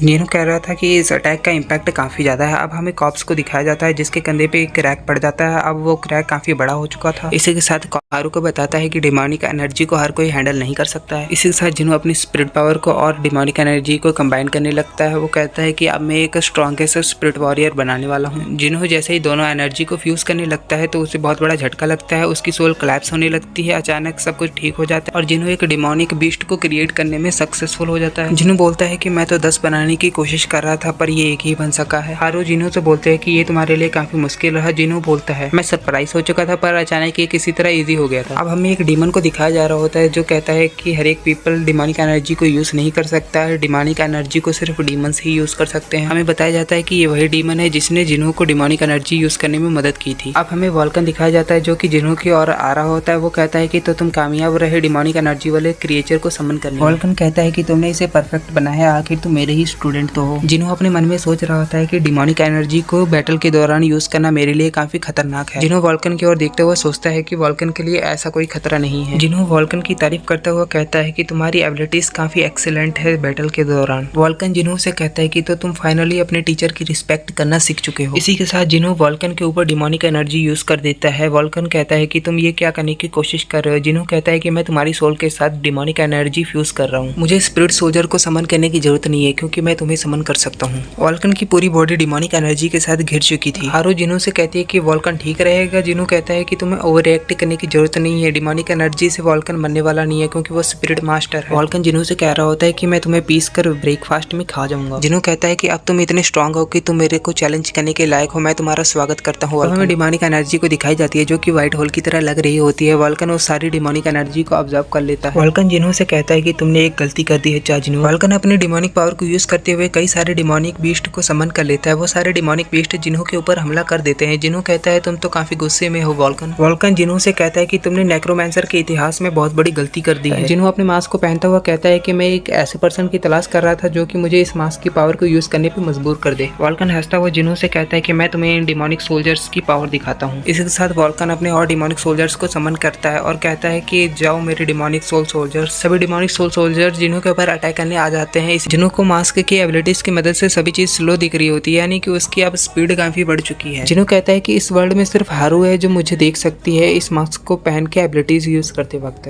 जिन्हो सभी डिमोनिक सोल सोल्जर्स को अपनी स्पीड की मदद से डिस्ट्रॉय करता हुआ वॉल्कन के पास आ जाता है। वॉल्कन ये देख के काफी हैरान हो जाता है। जिन्हो अपने एक पंच को लोड करता है। जिन्हो वॉल्कन के फेस पर एक जबरदस्त पंच मारता है। जिन्हो पंच मारने के बाद वॉल्कन से कहता है कि अपने घुटने टेको और मेरे ऑर्डर्स को फॉलो करो। इसी के साथ जिन्हो अपने मास्क को उतार देता है। वॉल्कन जमीन पे गिरता है। हारू इसे संभालती है। जिन्हो कहता है है कि हारू तुम्हें चिंता करने की जरूरत नहीं है, वॉल्कन पे फिजिकल अटैक काम नहीं करेंगे और फिजिकल अटैक से वॉल्कन की डेथ नहीं होगी। वॉल्कन जिन्हों से कहता है कि तुम्हारे अटैक से मुझे काफी दर्द हो रहा है। हारू कहती है कि क्या तुमने सिर्फ मास्क की पावर यूज की है? हाँ, मैंने सिर्फ मास्क की पावर यूज की है और मास्क की पावर की वजह से मेरे को सभी चीजें स्लो दिख रही थी। हारू जिन्हों से बोलती है कि इसका एक साइड इफेक्ट भी है। जिन्हों ये सुन के हैरान हो जाता है और काफी घबरा जाता है कि इसका एक साइड इफेक्ट है। जिन्हों बोलता है कि इसका साइड इफेक्ट क्या है, तुम्हें मुझे इस साइड इफेक्ट के बारे में पहले बताना चाहिए था। हारू बोलती है तुम्हें लड़ाई के दौरान अभी सब कुछ स्लो दिख रहा था, पर ऐसा नहीं है, तुम्हें फ्यूचर में होने वाले एक्शंस के बारे में पहले ही पता चल जाता है इस मास्क की वजह से। जिन्हों बोलता है तो ये वजह है कि मैंने वॉल्कन को इतनी आसानी से हरा दिया था। हारू बोलती है कोई जीनियस पर्सन ही इस मास्क को यूज कर सकता है क्योंकि ये डोकेबे का मास्क है। क्या तुम्हें थका हुआ महसूस नहीं हो रहा या फिर कुछ और? जिन्हों बोलता है कि मैं ठीक हूँ, पर तुम ऐसा क्यों पूछ रही हो? हारू बताती है कि कोई अनट्रेन्ड पर्सन इस एबिलिटी को यूज करता है तो वो काफी थक जाता है या फिर उसे कोई बीमारी हो जाती है। जिन्हों इस स्किल को एक्टिवेट नहीं कर पाएगा, ये सुन के जिन्हों को काफी दुख होता है। जिन्हों बोलता है कि इसने तो मुझे दर्द पहुंचा दिया है। हारू बोलती है कि मुझे तुम पर यकीन है कि तुम बाद में इस एबिलिटी को यूज कर पाओगे। जिन्हों बोलता है मैंने इन सब के बारे में मिसकैलकुलेट किया था। मैं बहुत एक्साइटेड था सेकंड फ्लोर का क्लियर करने के लिए, पर मुझे नहीं पता था कि सेकंड फ्लोर इतना ज्यादा स्ट्रांग हो सकता है। अब जिन्हों हारू से बोलता है कि तुम्हारा शुक्रिया, तुमने मुझे ये सब बताया। अब हमें वॉल्कन को दिखाया जाता है जो कि सदमे में होता है। वो सोच रहा होता है मैं एक ग्रेटेस्ट स्पिरिट मास्टर हूँ, पर मैं जिन्हों से इतनी आसानी से कैसे हार सकता हूँ। इसी के साथ वो सदमे में वापस से चला जाता है। हारू उसके पास आती है, वो हारू को गले लगा लेता है और कहता है थैंक यू हारू, तुम ही मेरी फीलिंग्स को समझ सकती है और तुम मेरे को बेटर फील कराने के लिए आई हो। हारू कहती है पहले तुम उधर देखो, उधर जिन्हों होता है। जिन्हों कहता है कि वॉल्कन मैं तुम्हें बेहतर फील कराता हूँ क्योंकि मैं तुम्हारी सोल को अब ऑर्क सोल के साथ बदलने वाला हूँ। वॉल्कन कहता है कि ये सब मेरे साथ ही क्यों होता है? अब सिस्टम की ओर से नोटिफिकेशन आता है कि तुमने 10 कॉप्स को मार दिया है। अब हमारा सीन बदलता है। वॉल्कन अपने डिमोनिक सोल सोल्जर्स को रिलीज करता है। ये 3rd फ्लोर पे होते हैं। अब हमें 4th फ्लोर का सीन दिखाया जाता है। ये लोग 4th फ्लोर को भी क्लियर कर देते हैं। हमें हारू का सीन दिखाया जाता है जो कि अपनी स्वॉर्ड की मदद से मॉन्स्टर को काट रही होती है। वो स्माइल कर रही होती है। अब हमें 5th फ्लोर दिखाया जाता है क्योंकि जिन्हों और इसके बाकी साथियों ने 3rd और 4th फ्लोर को क्लियर कर दिया है। कुछ लोग बात कर रहे होते हैं कि क्या तुमने सुना है घोस्ट फेस के बारे में? उसने कई फ्लोर को एक साथ क्लियर कर दिया है और उसने कॉप्स वेव को भी क्लियर किया था। एक पर्सन बोलता है कि उन्होंने 3 दिन के अंदर ही 1st फ्लोर के फॉरेस्ट से लेकर 5th फ्लोर तक क्लियर कर दिया है। दूसरा पर्सन बोलता है कि 5th फ्लोर उनके लिए इजी नहीं होने वाला क्योंकि 5th फ्लोर पे गॉब्लिन्स रहते हैं और उनके पास पॉइजन निडल होती है। अब हमें जिन्हों का सीन दिखाया जाता है जो कि जमीन पे हाथ रख के कुछ सेंस करने की कोशिश कर रहा होता है। एक गॉब्लिन पेड़ पे चढ़ा हुआ जिन्हों के ऊपर पॉइजन निडल फेंकता है। उस पॉइजन निडल को कोई बीच में से काट देता है। हमें पता चलता है कि ये हारू होती है। वो कहती है कि तुमने जिन्हों के ऊपर हमला करने की कोशिश भी कैसे की है? गॉब्लिन हारू को देख के काफी घबरा चुका था। उसी के ऊपर एक डीमन सोल सोल्जर आ जाता है क्योंकि वॉल्कन भी पेड़ के ऊपर ही होता है। वॉल्कन अपने हाथ को बंद करता है। इसी के साथ वहाँ पर एक धमाका होता है। गॉब्लिन इस धमाके से मारा जाता है। अब डिमोनिक सोल सोल्जर उस धमाके से बाहर निकलता है। वॉल्कन हारू के पास आ जाता है। वो कहता है कि तुम्हें इतना कुछ करने की जरूरत नहीं थी। हारू कहती है कि मैं उस पर अटैक करने वाली थी। हारू मुस्कुरा रही होती है। वॉल्कन ये देख के काफी हैरान हो जाता है। हारू कहती है कि मैं तो उस गॉब्लिन के टुकड़े टुकड़े करके मारना चाहती थी। वॉल्कन हारू की ये बात सुन के काफी हैरान हो जाता है। अब हमें हारू की स्माइल दिखाई जाती है जो कि बिल्कुल क्रूल होती है। वॉल्कन कह रहा होता है कि आखिर इस लड़की के साथ हुआ क्या है? वॉल्कन कहता है कि हारू क्या तुम ठीक हो? अब हारू होश में आती है। वो कहती है कि क्या चल रहा है यहाँ पर? मैं अपनी स्वॉर्ड को पकड़े हुए हंस को रही हूँ। अब जिन्हों कहता है कि हमने यहाँ पर काफी टाइम वेट कर लिया, अब हमें तैयारी करनी पड़ेगी क्योंकि मॉन्स्टर वेव आने वाली है। हमें बताया जाता है कि जिन्हों जमीन पे हाथ रख के मॉन्स्टर वेव को सेंस करने की कोशिश कर रहा था। अब हमें रात का सीन दिखाया जाता है। जिन्हों कह रहा होता है कि 5th फ्लोर पे गॉब्लिन्स होते हैं जो कि कॉप्स की तरह ही होते हैं, पर वो कॉप्स से काफी ज्यादा समझदार होते हैं। जिन्हों बोलता है कि हमें गॉब्लिन्स को मारने के लिए गॉब्लिन स्लेयर के अचीवमेंट्स को हासिल करना होगा। हारू बोलती है क्या हम गॉब्लिन लॉर्ड को भी मारेंगे? जिन्हों बोलता है कि नहीं, हम गॉब्लिन लॉर्ड को नहीं मारेंगे क्योंकि हमें गॉब्लिन लॉर्ड को मारने की जरूरत नहीं है। मैं जानता हूँ कि गॉब्लिन वेव को कैसे बुलाना है। हारू और वॉल्कन हैरान हो जाते हैं कि बॉस मॉन्स्टर को मारे बिना भी मॉन्स्टर वेव को बुलाया जा सकता है। अब जिन्हों उन्हें बताता है कि मेरे को एक चांस मिला था जिसके कारण मैंने एक चीज डिस्कवर की थी। जब मैं टावर को क्लियर कर रहा था तो 3rd फ्लोर से लेकर 400 फ्लोर तक मेरे को एक चीज मिली थी। जिन्हों उन्हें आगे बताता है कि हर फ्लोर का एक सेंट्रल एरिया होता है। वहाँ पर हमारा माना काफी तेजी से बढ़ता है और वहाँ पर हम किसी भी मॉन्स्टर वेव को क्रिएट कर सकते हैं। वॉल्कन कहता है कि तुम्हें तो फिर इससे काफी ज्यादा फायदा होगा क्योंकि तुम इसके बारे में सब कुछ जानते हो। जिन्हों कहता है कि नहीं, ये मेरा फर्स्ट टाइम है। जिन्हों बताता है कि 300 फ्लोर से ऊपर वाले मॉन्स्टर की चमड़ी यानी कि स्केल्स काफी मजबूत होती है जिन्हें कि गॉब्लिन के साथ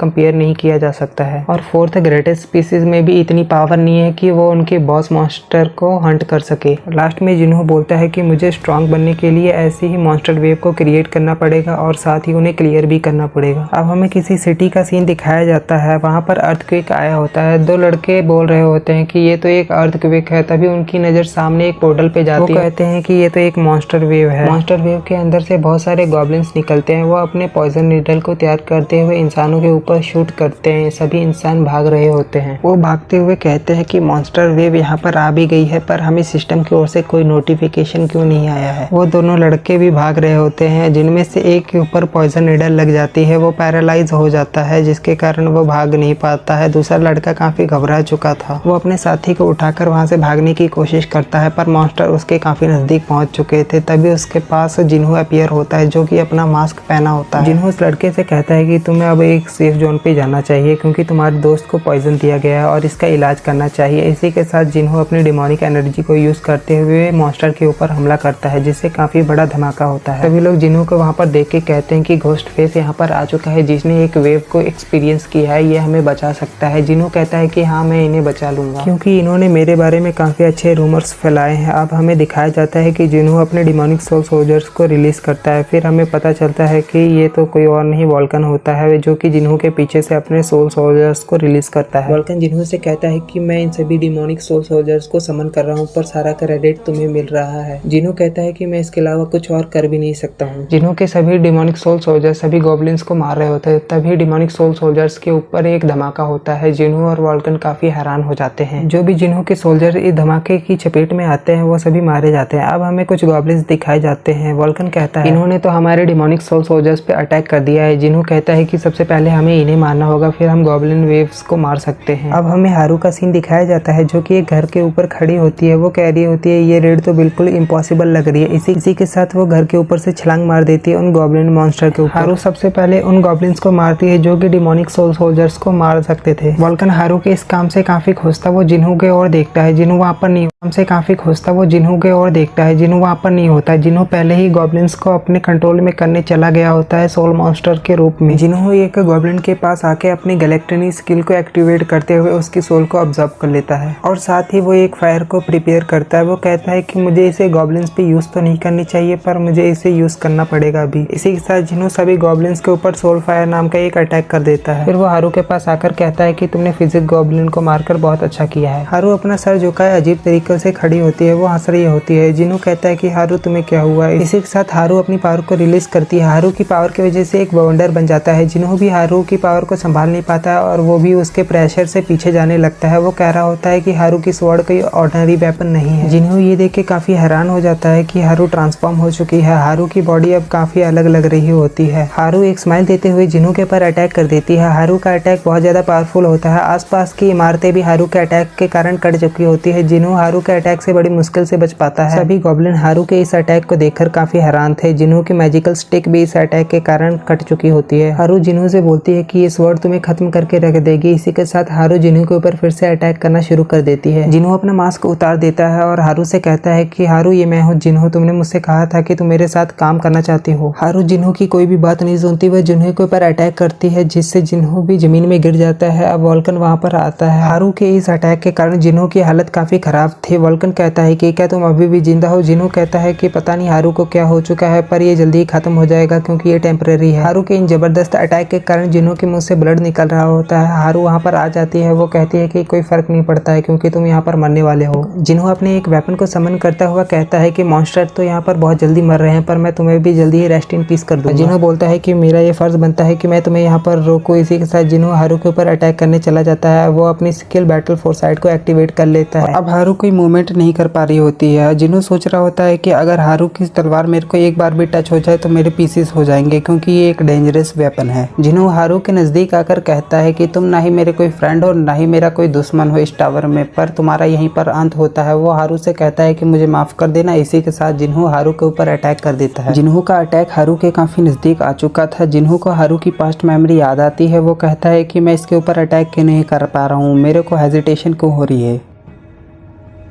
अब हारू जिन्हों के अटैक को अपने एक हाथ से रोक लेती है। जिन्हों कहता है कि ये क्या है, क्या इसने भी अपनी बैटल फोर्स साइड को एक्टिवेट किया है। हमें पता चलता है कि हारू ने भी अपनी बैटल फोर्स साइड को एक्टिवेट कर लिया है। हारू अपनी स्वॉर्ड से जिन्हों के ऊपर एक अटैक करती है। जिन्हों काफी घायल हो चुका था, वो घसीटता हुआ काफी दूर जाता है। इसी के साथ वो अवेक कहता है। हारू काफी हैरान हो जाती है। इसी के साथ जिन्हों के स्केलेटन सोल्जर्स जमीन से निकलते हैं। हमें बताया जाता है कि ये कोई नॉर्मल स्केलेटन सोल्जर्स नहीं है, ये गॉब्लिन स्केलेटन सोल्जर्स हैं जो कि जिन्होंने गॉब्लिन्स को मार के इकट्ठे किए। जिन्हों अपने सभी स्केलेटन गॉब्लिन सोल्जर्स को हारू के ऊपर अटैक करने भेज देता है। इसी के साथ जिन्हों कहता है कि तुम्हें हारू अपने ऊपर कंट्रोल करना होगा। सभी स्केलेटन गॉब्लिन्स हारू को जकड़ लेते हैं। हारू अपनी स्वॉर्ड की एक ही स्लैश से सभी गॉब्लिन्स को डिस्ट्रॉय कर देती है। अब हारू जिन्हों की ओर जा रही होती है। जिन्हों कह रहा होता है कि इसने तो मेरे स्केलेटन गॉब्लिन्स को इतनी आसानी से हरा दिया, ये तो बहुत ज्यादा स्ट्रॉन्ग है, आखिर मैं इसका सामना कैसे करूं। हारू जिन्हों के ऊपर अटैक करती है, जिससे काफी बड़ा धमाका होता है। आसपास का एरिया भी डिस्ट्रॉय हो जाता है। जिन्हों इस अटैक से बचकर दूर जाता है। अब हमें हारू का सीन दिखाया जाता है जो कि काफी थकी हुई लग रही होती है। उसकी आंखों से ब्लड निकल रहा होता है। जिन्हों कह रहा होता है कि इसके साथ क्या गलत हो रहा है। फिर जिन्हों कहता है कि ये तो बैटल फोर्स साइड का साइड इफेक्ट है।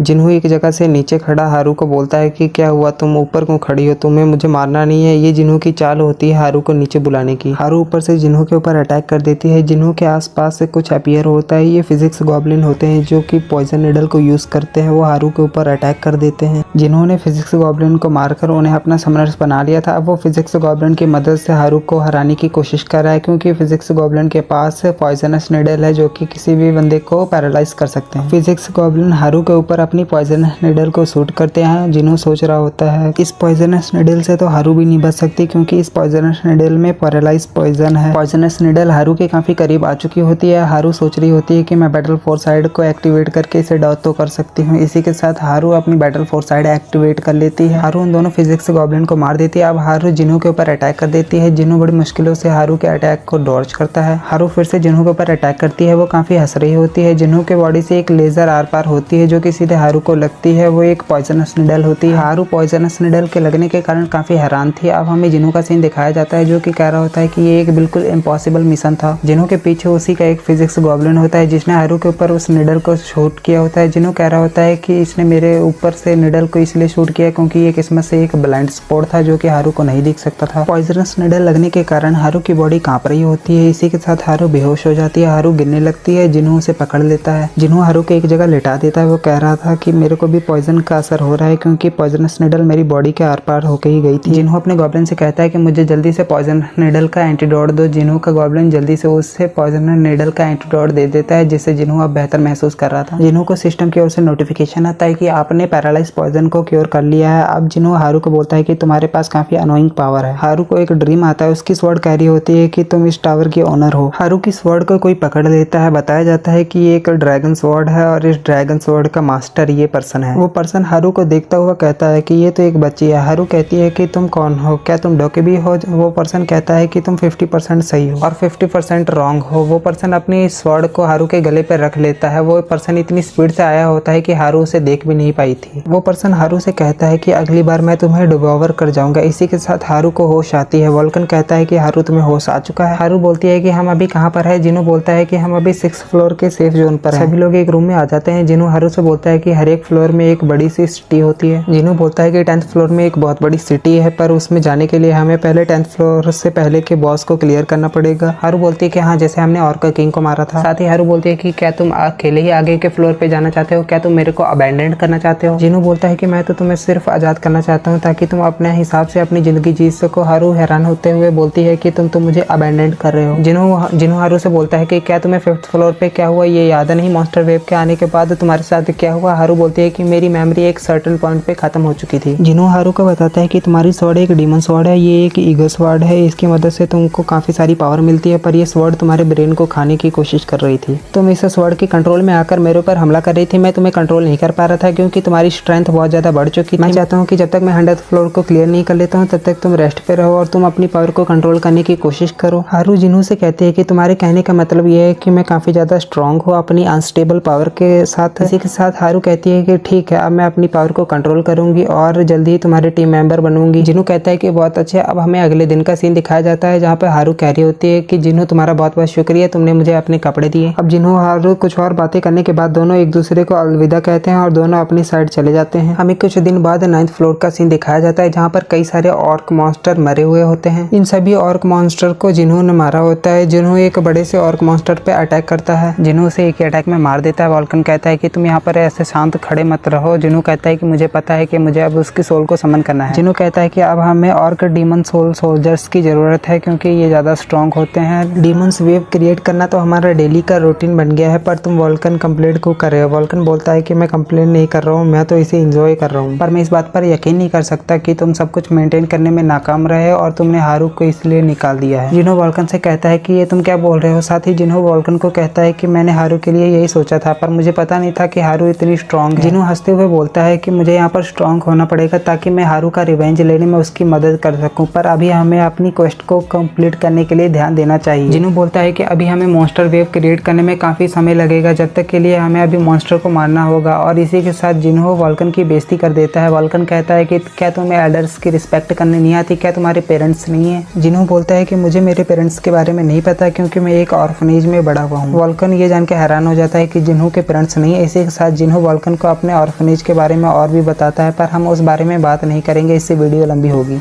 अचानक वहाँ पर मरे हुए ऑक्स की बदबू आने लगती है। जिन्हों अब 10th फ्लोर पे आ जाता है वॉल्कन के साथ। जिन्हों 9th फ्लोर पे सभी ऑक्स को मारकर अपनी क्वेस्ट पूरा कर लिया था। अब जिन्हों 10th फ्लोर के ट्रायल ग्राउंड में आ चुका था। सिस्टम की ओर से नोटिफिकेशन आता है कि अगर आपको आगे के फ्लोर्स पे जाना है तो 10th फ्लोर के बॉस को हराना पड़ेगा, जो कि 10th फ्लोर के मिड में मिलेगा। अगर आप इस क्वेस्ट को कंप्लीट करने में फेल होते हैं तो आपको 9th फ्लोर पे टेलीपोर्ट कर दिया जाएगा। जिन्हों और वॉल्कन उस बॉस मॉन्स्टर की ओर जा रहे होते हैं। सिस्टम की ओर से विंडो ओपन होती है कि सबसे फास्टेस्ट वर्ल्ड रिकॉर्ड किसने बनाया बॉस मॉन्स्टर को क्लियर करके। तो हमें पता चलता है कि जिन्हों अब सोच रहा है कि वो सबसे ज्यादा फास्टेस्ट वर्ल्ड रिकॉर्ड बनाएगा। जिन्हों कहता है कि ये सभी रिकॉर्ड्स की टाइमिंग बहुत ज्यादा है, आज ये सभी रिकॉर्ड्स टूटने वाले हैं, मैं 1 मिनट की टाइमिंग सेट करता हूँ। सिस्टम वॉल्कन काफी मुस्कुरा रहा होता है। वो कह रहा था कि अब मुझे कुछ नया देखने को मिलने वाला है। सिस्टम की ओर से नोटिफिकेशन आता है कि आपको अभी बॉस मॉन्स्टर मारने के लिए प्रिपरेशन कर लेनी चाहिए। अब सिस्टम में 1 मिनट की टाइमिंग स्टार्ट हो जाती है। ये 1 मिनट की टाइमिंग जिन्हों को प्रिपरेशन करने के लिए मिली है। जिन्हों वॉल्कन से कहता है कि जब मैं तुम्हें बोलूं तब तुम अपने डिमोनिक सोल सोल्जर्स को उस बॉस के पीछे लगा देना, ताकि इससे बॉस की स्पीड कम हो सके और मैं बॉस के ऊपर आसानी से अटैक कर सकूं। वॉल्कन अपने कई सारे डिमोनिक सोल सोल्जर्स को समन कर लेता है। जिन्हों भी प्रिपरेशन में लग जाता है। जिन्हों जमीन पर हाथ रखता है। इसी के साथ जिन्हों एक फॉर्मेशन को ओपन करता है। फॉर्मेशन में से एक होता है। जिन्हों बोलता है कि मैं तुम्हें ऑल मास्टर क्लास की एन्चेंटमेंट की पावर दिखाता हूं। इसी के साथ जिन्हों अपने मैजिकल स्पेयर में एन्चेंटमेंट शुरू कर दिया था। मैजिकल स्पेयर में एन्चेंटमेंट जिन्होंने 5 एलिमेंट्स से किया था, जिसमें first fire, second wind, third ethereal, fourth electric, fifth demonic energy. जिन्होंने अपने स्पेयर और डिमोनिक सोल सोल्जर्स को क्रिएट कर लिया था। अब वो बॉस का इंतजार कर रहे थे। सिस्टम की ओर से नोटिफिकेशन आता है कि आपका टेस्ट जल्दी शुरू किया जा रहा है। कुछ सेकंड्स के बाद वहाँ पर एक बॉस मॉन्स्टर अपीयर हो, जो कि एक ग्रेटेस्ट ऑर्क वॉरियर होता है। बॉस मॉन्स्टर के अपीयर होते ही वॉल्कन अपने सभी डिमोनिक सोल सोल्जर्स को इसके आसपास फैला देता है। जिन्हों अपने स्पेयर को बॉस मॉन्स्टर की ओर फेंक देता है। बॉस मॉन्स्टर उसे हाथ से रोकने की कोशिश कर रहा था, पर जिन्हों का स्पेयर बॉस मॉन्स्टर की गर्दन ही उड़ा देता है। जिन्होंने इतने बड़े 10th फ्लोर के बॉस मॉन्स्टर को इतनी आसानी से मार दिया था। सिस्टम की ओर से जिन्हों को नोटिफिकेशन आता है कि आपने बॉस मॉन्स्टर को मार दिया है, जो कि 10th फ्लोर के ट्रायल ग्राउंड का बॉस मॉन्स्टर होता है। अब हमें टाइमिंग बताई जाती है, जो कि 1 सेकंड से भी कम की होती है। सिस्टम बताता है कि आपने अभी तक मौजूद सभी रिकॉर्ड को तोड़ दिया है। अब आप अपनी आइडेंटिटी को रिवील करें। जिन्हों अपनी घोस्ट फेस वाली आइडेंटिटी को वहां पर रख देता है। सिस्टम की ओर से सभी प्लेयर्स को नोटिफिकेशन जाता है कि 10th फ्लोर के बॉस को क्लियर कर दिया है, जो कि घोस्ट प्लेयर ने किया है, जो कि 1 सेकंड के अंदर ही कर दिया है। सभी प्लेयर्स कह रहे होते हैं ये तो घोस्ट फेस है, जिसने कि अकेले ही कई वेव्स को क्लियर किया है। अब हमें दिखाया जाता है कि सिस्टम की ओर से नोटिफिकेशन हारू के पास भी गया होता है। वो कह रही होती है कि मुझे बाकी सभी को कैच करने के लिए काफी मेहनत करनी पड़ेगी। वॉल्कन चिल्ला के बोल रहा होता है कि हमने 4th ग्रेटेस्ट स्पीसीज से भी जल्दी बॉस मॉन्स्टर को क्लियर किया है। इसी के साथ वॉल्कन चिल्ला के बोल रहा होता है कि इस बॉस मॉन्स्टर को मारने वाला ग्रेटेस्ट स्पिरिट मास्टर का एक स्टूडेंट है। वॉल्कन अपनी तारीफ कर रहा था। जिन्हों को काफी गुस्सा आ रहा था कि ये तो अपनी ही तारीफ कर रहा है। जिन्हों कह रहा होता है कि अब हमें यहाँ से चलना चाहिए। वॉल्कन कहता है कि तुम वेट करो हारू, हम आ रहे हैं। अब हमें किसी का हाथ दिखाया जाता है, जो कि एक गोल्ड कॉइन को फ्लिप कर रहा होता है। हमें दिखाया जाता है कि ये पर्सन वही है जो एपिसोड की स्टार्टिंग में दिखा था, एपिसोड 1 की स्टार्टिंग में। वो सिस्टम में घोस्ट फेस के बारे में ही देख रहा होता है। अब हमें 10th फ्लोर की एक सिटी को दिखाया जाता है, जो कि क्लाइंबर्स के लिए एक सिटी होती है, जहाँ पर हम कुछ भी चीज खरीद सकते हैं। और जिन्हों और वॉल्कन कहीं जा रहे थे। जिन्हों अपने आइटम में से कुछ बेचने के लिए ढूंढ रहा होता है, ताकि उसे पैसे मिल सके। जिन्हों अपने आइटम बॉक्स में से कुछ पोशंस और इसी के साथ कई चीजें और बेचने को दे देता है। जिन्हों कहता है कि यहाँ पर तो बहुत सारे ऑर्डिनरी पीपल हैं। इसी के साथ जिन्हों कहता है कि ऐसा इसलिए क्योंकि यहाँ पर हम ऑक्शन से कुछ भी खरीद सकते हैं। जिन्हों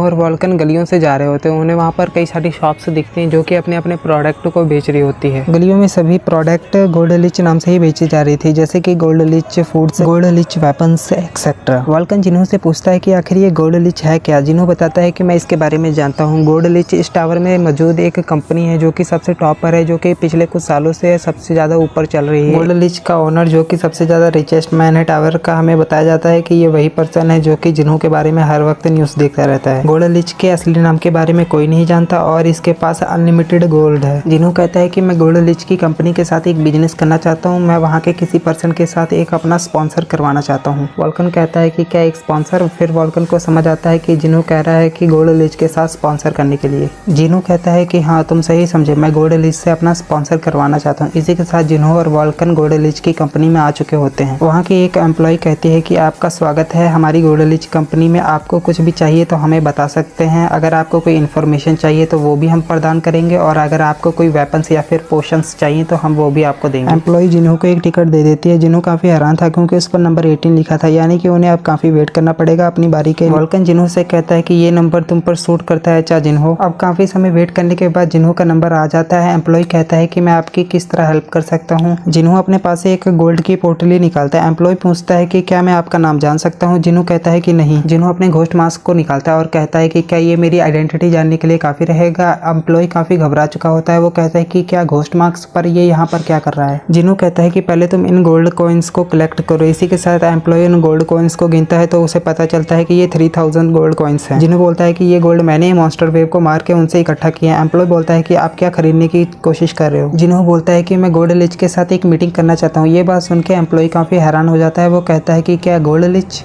जिन्हो बोलता है कि क्या गोल्ड लीच के साथ मीटिंग करने के लिए कोई दिक्कत है। एम्प्लॉय बोलता है कि ये पॉसिबल नहीं है, उनके साथ तुम मीटिंग नहीं कर सकते हो। जिन्हो पूछता है कि पर ऐसा क्यों। एम्प्लॉय बोलता है कि इसके दो कारण है। पहला कि गोल्ड लीच काफी बिजी है, दूसरा जो तुम गोल्ड लेके आओ ये काफी कम है। जिन्हो अपने मन में सोच रहा था कि अब ऐसे काम बनने वाला नहीं है। एम्प्लॉय कहने वाला था कि मुझे माफ कर देना, तुम जा सकते हो, पर जिन्हो कहता है कि मैं तुम्हारे मैनेजर से मीटिंग करना चाहता हूँ। उससे मीटिंग करने के लिए मुझे कितने गोल्ड कॉइन्स देने पड़ेंगे, क्या ये गोल्ड कॉइन्स काफी है उससे मीटिंग करने के लिए। जिन्हो सीढ़ी के रास्ते से ऊपर जा रहे थे मैनेजर से मिलने के लिए। वॉल्कन कह रहा होता है एक एम्प्लॉय भला कैसे हमारी मदद कर सकता था और कंपनी के बॉस से हमारी मीटिंग करवा सकता था। अब हमें सीन दिखाया जाता है कि जिन्हो मैनेजर के रूम में आ चुका होता है। मैनेजर अपना इंट्रोडक्शन दे रहा होता है कि मैं 10th फ्लोर के एक ब्रांच का मैनेजर हूँ। मैनेजर बोलता है कि मुझे तुमसे मिलकर अच्छा लगा घोस्ट फेस। इसी के साथ मैनेजर बोलता है कि जो तुमने मनी दिया है वो काफी कम है गोल्ड लीच से मिलने के लिए। जिन्हो बोलता है कि तुम एक बार गोल्ड लीच को बुला लो, मैं उसे खुद ही अपने आप ही मैनेज कर लूंगा। मैनेजर जिन्हो से कहता है कि तुम तो काफी एरोगेंटली बिहेव कर रहे हो, तुम तो मेरे साथ ऐसे बिहेव कर रहे हो जैसे कि मैं तुम्हारा दोस्त हूँ, तुम काफी कैजुअल बात कर रहे हो। ये बोलते हुए मैनेजर अपने हाथ में अपनी स्किल को एक्टिवेट करता है और वो जिन्हो के ऊपर अप्लाई कर देता है। मैनेजर बोलता है कि इन स्टिंग्स की मदद से मैं किसी को भी अपने पपेट की तरह कंट्रोल कर सकता हूँ। जिन्हो मुस्कुरा रहा होता है। इसी के साथ जिन्हो अपने हाथ को हिलाता है और मैनेजर की सभी स्टिंग्स को पकड़ लेता है। जिन्हो मैनेजर से बोलता है कि इतना मेरे को कंट्रोल करने के लिए काफ़ी नहीं है। इसी के साथ जिन्हो मैनेजर की स्टिंग्स को डिस्ट्रॉय कर देता है। मैनेजर सोच रहा होता है कि इसने भला मेरी स्किल को नलीफाई कैसे कर दिया, क्योंकि ये तो 180 फ्लोर के क्लाइंबर के लिए भी पॉसिबल नहीं है। अब मैनेजर हंसता हुआ अपनी ताली बजाता है। इसी के साथ जिन्हो और मैनेजर एक दूसरे वर्ल्ड में आ जाते हैं। ये मैनेजर का एक माइंड वर्ल्ड होता है जो कि एक इन्फिनिटी रैलम होता है। मैनेजर जिन्हो के पास आता हुआ कहता है कि मुझे लगता है तुम्हें पता होगा कि यहाँ पर रियलिटी के कोई भी लॉ अप्लाई नहीं होते हैं। जिन्हो मैनेजर को बताता है कि इन्फिनिटी रैलम में हमारी माइंड और सोल होती है जबकि हमारी बॉडी रियल वर्ल्ड में होती है। ये बात सुनकर मैनेजर काफी हैरान हो जाता है। मैनेजर सोच रहा होता है कि आखिर 10th फ्लोर के क्लाइंबर को इतना कुछ कैसे पता है। इसी के साथ मैनेजर अपनी पावर रिलीज करता हुआ कहता है कि पर मैं तुम्हारे लिए ध्यान रखूंगा कि तुमने गोल्ड लीच के साथ मीटिंग करने की कोशिश की थी, अब तुम मेरे साथ मीटिंग कर रहे हो। मैनेजर अपनी स्टिंग्स की मदद से जिन्हो को पकड़ लेता है। जिन्हो कह रहा होता है कि क्या तुम्हारे पास इतनी ही पावर है, इतना काफी नहीं होगा मेरे को संभालने के लिए। जिन्हो मैनेजर से कहता है तुम मुझसे अभी भी सावधान नहीं हो। इसी के साथ जिन्हो मैनेजर के ट्रैप को तोड़ देता है और वो एक धमाकेदार लैंडिंग करता है। जिन्हो कहता है कि मेरे सामने ये सब बेकार है। मैनेजर कहता है कि ये वाला 10th फ्लोर का क्लाइंबर मेरे ट्रैप को कैसे कैंसिल कर सकता है। मैनेजर कह रहा था कि 100th फ्लोर से कम फ्लोर का कोई भी पर्सन मेरे ट्रैप को कैंसिल नहीं कर सकता। शायद मैं गलत कह रहा हूँ, मुझे लगता है 200 फ्लोर तक का। मैनेजर हंसता हुआ जिन्हो से बोलता है कि अभी तो गेम स्टार्ट हुआ। इसी के साथ मैनेजर अपनी चुटकी बजाता है। जिन्हो के पास मौजूद पानी उसके पास इकट्ठा होने लगता है। उसी पानी में से कई सारे डॉल्स निकलते हैं जो कि एक पपेट होते हैं। जिन्हो ये सब देख के काफी हैरान हो जाता है क्योंकि उसके आसपास पपेट की आर्मी खड़ी हो जाती है। मैनेजर सभी पपेट्स को कंट्रोल कर रहा होता है। वो जिन्हो से कहता है कि भले ही तुम्हारी स्ट्रेंथ मुझसे ज्यादा पर यहाँ पर एक्सपीरियंस काम आता है क्योंकि ये इन्फिनिटी रेलम। मैनेजर उन पपेट्स में अपनी माना पावर को डालकर उनकी स्ट्रेंथ को और इनहेंस कर देता है। जिन्हों सोच रहा होता है कि इसने तो इतनी स्ट्रेंथ को इनहेंस कर दिया इन पपेट्स की जितनी की 50th फ्लोर के क्लाइंबर्स की होती है। मैनेजर हंसता हुआ कहता है कि ये होता है जब हम माइंड रेलम में जाते हैं। इसी के साथ मैनेजर हंसता हुआ कहता है कि विनर पहले ही डिसाइड हो चुका है। मैनेजर अपने सभी पपेट्स को जिन्हों के ऊपर अटैक करने भेज देता है। सभी पपेट्स जिन्हों को चारों ओर से घेर लेते हैं वो सभी जिन्हों के ऊपर अटैक कर देते हैं। मैनेजर पीछे खड़ा बोलता है कि ये सब खत्म हुआ। इसी के साथ मैनेजर हमें बताता है कि रियल वर्ल्ड में इसका कोई इफेक्ट नहीं होगा। इसी के साथ मैनेजर के पीछे एक धमाका होता है, उसके सभी पपेट्स इस धमाके में मारे जाते हैं। मैनेजर कहता है कि क्या जिन्होंने मैजिक यूज किया है, पर माइंड रेलम में तो मैजिक काम ही नहीं करता है। जमीन में से एक मॉन्स्टर निकलता है। मैनेजर कहता है कि ये तो 100th फ्लोर का बॉस है, पर ये यहाँ पर क्या कर रहा है, इसी ने ये मैजिक अटैक किया है। अब हमें जिन्हों की पिछली बॉडी दिखाई जाती है। जिन्हों मैनेजर से कहता है कि ये तो माइंड वर्ल्ड है, यहाँ पर कुछ भी हो सकता है। मैनेजर कहता है कि क्या ये पपेट्स वॉरियर हैं, पर ये पर्पल रंग के क्यों हैं। जिन्हों मैनेजर से कहता है कि तुम इसे ध्यान से देखना, ये तुम्हारे लिए काफी अच्छी अपॉर्चुनिटी हो सकती है। इसी के साथ जिन्हों अपने कई सारे डिमोनिक सोल सोल्जर्स को समन कर लेता है। जिन्हों मैनेजर से कहता है कि जब हम माइंड रेलम में आते हैं तो हमारे साथ ये होता है, विनर पहले से डिसाइड हो चुका है। जिन्हों मैनेजर की बातों को उसी के ऊपर चीप रहा था। मैनेजर काफी हैरान हुआ खड़ा था। जिन्हों के सभी सोल्जर्स मैनेजर के ऊपर अटैक कर देते हैं। अब हमें मैनेजर की चिल्लाने की आवाज आती है जो कि काफी घबरा चुका है। मैनेजर और जिन्हों दोनों माइंड रेलम से बाहर अपने वर्ल्ड में आ जाते हैं। मैनेजर सोच रहा होता है कि पता नहीं कैसे, पर माइंड रेलम मेरा था, पर जिन्हों इसे कंट्रोल कर रहा था। मैनेजर की हालत काफी खराब थी। जिन्हों मैनेजर से बोलता है कि बच्चों की तरह रोना बंद करो, तुम्हें मेरी शर्त याद है ना कि अब तुम मेरे को गोल्ड लिस्ट से मीटिंग करवाओगे। मैनेजर जिन्हों को एक लेटर देता है और कहता है कि अगर तुम ये लेटर गोल्ड लिच को देते हो तो फिर वो तुम्हारे साथ मीटिंग कर सकता है, पर ऐसा भी हो सकता है कि वो तुम्हारे इस चिट्ठी का रिप्लाई ही ना दे। जिन्हों मैनेजर से कहता है कि तुम्हें चिंता करने की जरूरत नहीं है, गोल्ड लिच मुझे रिप्लाई जरूर देगा। इसी के साथ जिन्हों गोल्ड लिच की कंपनी से जाने वाला होता है। मैनेजर और एम्प्लॉय कहते हैं कि तुम्हें सावधान रहना चाहिए, अगर गोल्ड लिच तुम्हें रिप्लाई करते हैं तो तुम हमें जरूर बताना। जिन्हों कहता है कि ठीक है। अब जिन्हों वहाँ से निकल जाता है। वॉल्कन कहता है कि सनसेट होने को आ चुका है। जिन्हों वॉल्कन से कहता है कि अब काफी टाइम हो चुका है, अब हमें दूसरी डेस्टिनेशन पे जाना चाहिए, हमें वहाँ पर भी काम करना है। वॉल्कन को कुछ समझ नहीं आ रहा होता है। वो कहता है कि क्या दूसरी डेस्टिनेशन भी हमें अभी जाना है। जिन्हों वॉल्कन से कहता है कि ये अभी खत्म नहीं हुआ, अभी हमें वेट करना है कि गोल्ड लिच हमसे मिलने कब आता है। अब हमें व्हाइट सॉइल गिल्ड का एक हाउस दिखाया जाता है। वहाँ पर दो रिसेप्शनिस्ट आपस में लड़ रही होती हैं। उनके लड़ने के दौरान जिन्हों वहाँ पर आ जाता है। वो दोनों काफी हैरान हो जाती हैं। इसी के साथ वो जिन्हों का वेलकम करती हैं। जिन्हों कहता है कि क्या मैं तुम्हारी गिल्ड को ज्वाइन कर सकता हूँ, क्योंकि टावर को क्लाइंब करने में काफी ज्यादा मेहनत लगती है। और यहीं पे दोस्तों नेक्रोमेंसर एपिसोड 8 खत्म होता है। दोस्तों मैं आपको बता दूं कि नेक्रोमेंसर की और चैप्टर्स नहीं है तो और एपिसोड नहीं आएंगे, इसीलिए आप मुझे कोई अच्छी सी मांगा सजेस्ट कर सकते हो कमेंट बॉक्स में। अगर आपको मेरी एक्सप्लेनेशन अच्छी लगी हो तो वीडियो को लाइक कर देना, चैनल को सब्सक्राइब कर देना, बेल आइकन को ऑन कर